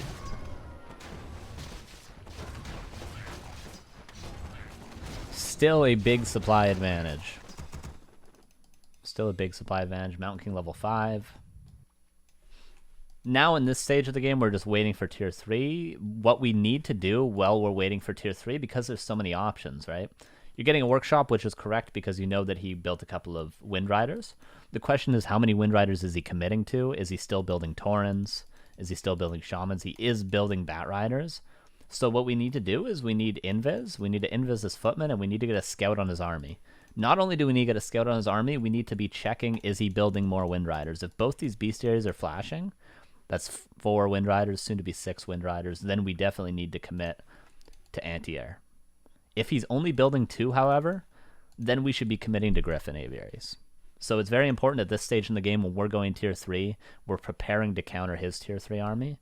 Invis on a footman, count the number of Wind Riders, check what he's macroing. Another sort of, this stage in the game, maybe another little scouting error. And we made this similar scouting error earlier, when we didn't check at tier 2 what he was going for. We didn't see this.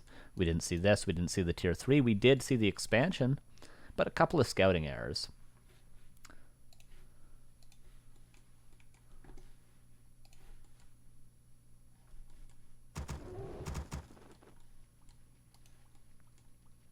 Still in a good position, though. Still in a position that if we got into a fight, we'd probably win it.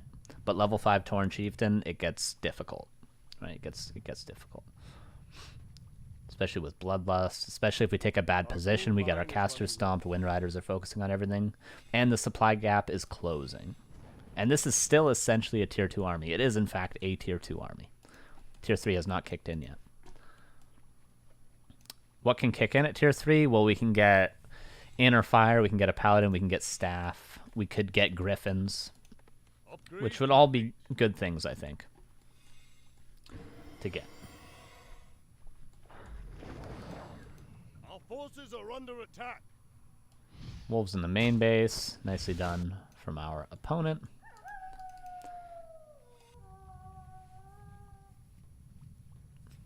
Is Blizzard better here? Blizzard probably better here, right? But again, we should have, if we had a Invis footman on his army, we'd be able to see the number of Wind Riders. We'd see this Tauren coming in. We'd see there's only 2 Wind Riders. We see we don't need to overcommit to anti-air. We should be overcommitting to Griffins to deal with the Taurens, because 2 bats, whatever. Whatever. He's probably going to use the bats on the flying machines. We bring our Griffins in after. There's ways to deal with them.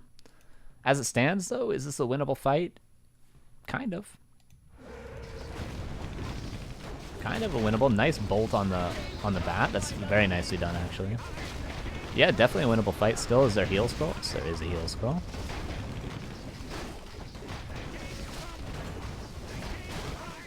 Focusing the TC, that's just for breaker feedback, but look at the stomp. This is why level 5 TC it becomes very difficult.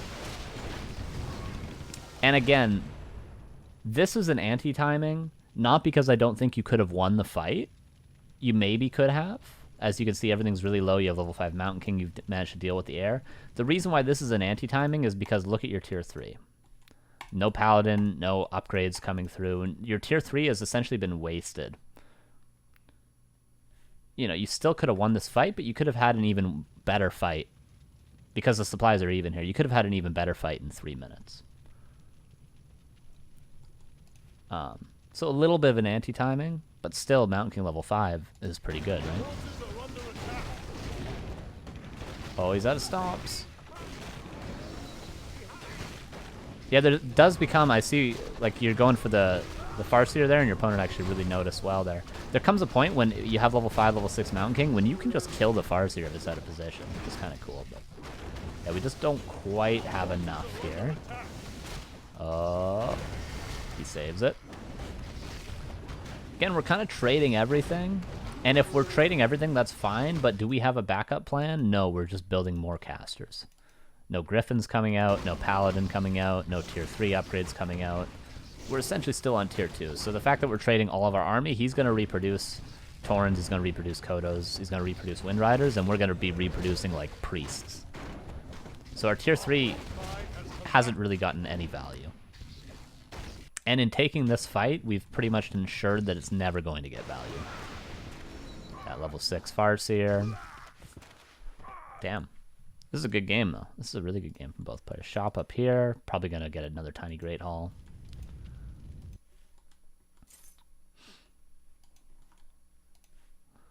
Militia called. Another thing, yeah, you could have actually called Militia in this fight, too. But that's a really small thing. Wasn't a huge problem. Yeah, now it's just... I mean, you need Sorks, you need Priests, but you don't have any of them, and you don't really... you don't have Griffin Aviators up, you don't have Frag Shard Mortar teams. That's kind of the two things you need. You either need Griffins or Frag Shard Mortars, or else the Orc is just kind of stronger, right? Now we're trying to break up, but... our opponent has a supply advantage, and he's going to for the rest of the game. Because Wolves level 3. Blizzard maybe, someone says. Yes, I think Blizzard would have been good, but there's a debate to be had whether Blizzard was necessary because there was such early Wyverns in the late game, right? So maybe, you know, Water Elementals could have had some utility. Because there hasn't been a ton of Shamans the whole game. As we can see, there's only one right now. So the Water Elementals, I don't think, you know, it's clear-cut whether or not you should go Water Elementals at Blizzard here. I think there were other mistakes that happened. I think Blizzard would have been better when I saw it with Shamans. Yeah, that, you know, Blizzard could have been better, and especially in the tail ends of the fights, it ends up adding up a lot. Like, we saw so many Taurens low HP in fights like here and fights like here, and he TPs out and saves a bunch of units. The Blizzard would have ensured that he doesn't save any of those units. Yeah, now it's just... if we have a supply disadvantage and we have no tier 3 units, it's not even a Paladin out, right? It's not even tier 3 casters. The one tank, sure, kind of cool. Unholy Aura is nice, but this is still a tier 2 army. Still tier 2.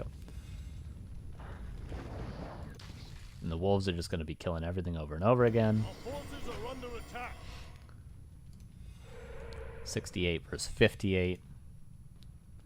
Is there Polymorph? There's no Polymorph. Is Polymorph good? Our gold mine is running low. In this situation, it is. There's only one Shaman.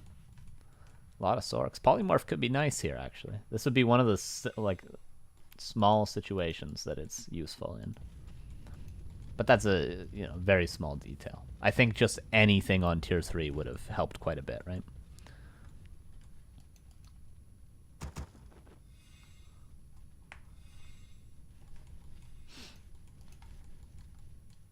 And you already have the workshop. You know, you've countered the air, pretty much.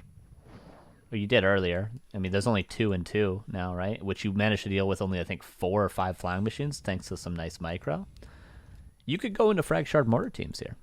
It's very good on Last Refuge as well because there's so many choke points. Like, Taurens aren't normally built on this map because there's so many choke points. That's generally why you'll see, like, Mass Demolishers or Pure Head on those. But yeah, it's just... The supplies are kind of even, but there's just a better army for the Orc.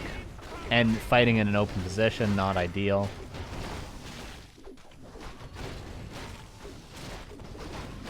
Archmage falls because Taurens are good, and GG is called. Cool. That was a really good replay. Thank you for that. Yeah, so what are some things? The big overarching things, there's of course like a lot of details. Do you get Blizzard? Do you not? Like, what do you get on tier 3? Those are questions that you can ask yourself and you can figure out.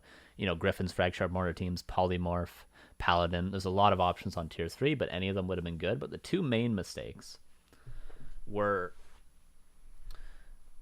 the two times you should have fought and you didn't, right? Which is the first time you went to creep your lab, you had 66 against 58 supply. Maybe it's 56 against 66, but you had a supply advantage.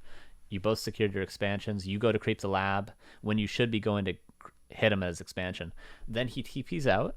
You waste a little bit more time, and then you push his main base. So you're going for more like cutesy plays than you are just, I have a bigger army, I'm just going to push into your expansion sort of thing. You're going for like, I'm going to hit your main base, send 4 footmen to the expansion and kill some peons and then hit and run a bit, but hit and run is something you do when you're not in a position to fight. When you are in a position to fight, you should just go. Buy a mana pot, buy a heal scroll, retrain Blizzard, and just go. That's when he could play hit and run. He could do hit, like, you know, hit your expansion, hit your main base at the same time because he's not in a spot to fight. So I think you just missed 2 timings when the whole strategy was sort of tailored to hitting those 2 timings. I'd say was a big thing. But other than that, I mean, that was a really high level game, so there's going to be a lot of little things, but those were the 2 big issues, I would say. All right. And that's it. Those are 7 replays. Again, if your replay didn't go watch today, we'll watch it next month, and you can continue to send me replays at carsonbacktowarcraft.com or join the Discord. You can put them on YouTube. You know, I read all the YouTube comments. One guy said, "You look like a guitar teacher," and yep, that's my job. That's what I do for a living. You were totally right, dude, in the YouTube comments.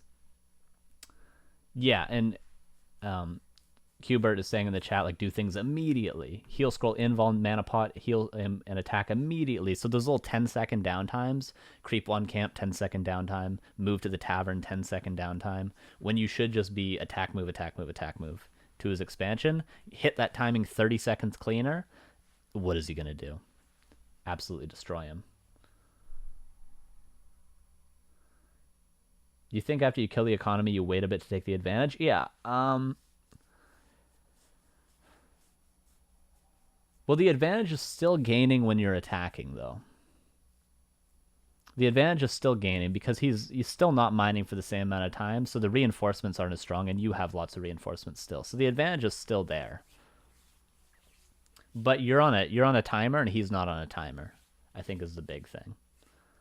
But yeah, that first missed timing was more important than the second missed timing, because the first missed timing was actually the timing, right?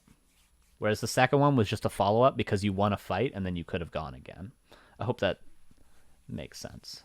It's a little bit of a complicated thing because, again, it was a really high-level game, so it was a little bit more complicated analysis. But yeah, that's it. Send me replays. Next week will be Lalaiyat's dynamic style against Orc. And we're going to talk about all of the strategies, how he develops throughout map to map.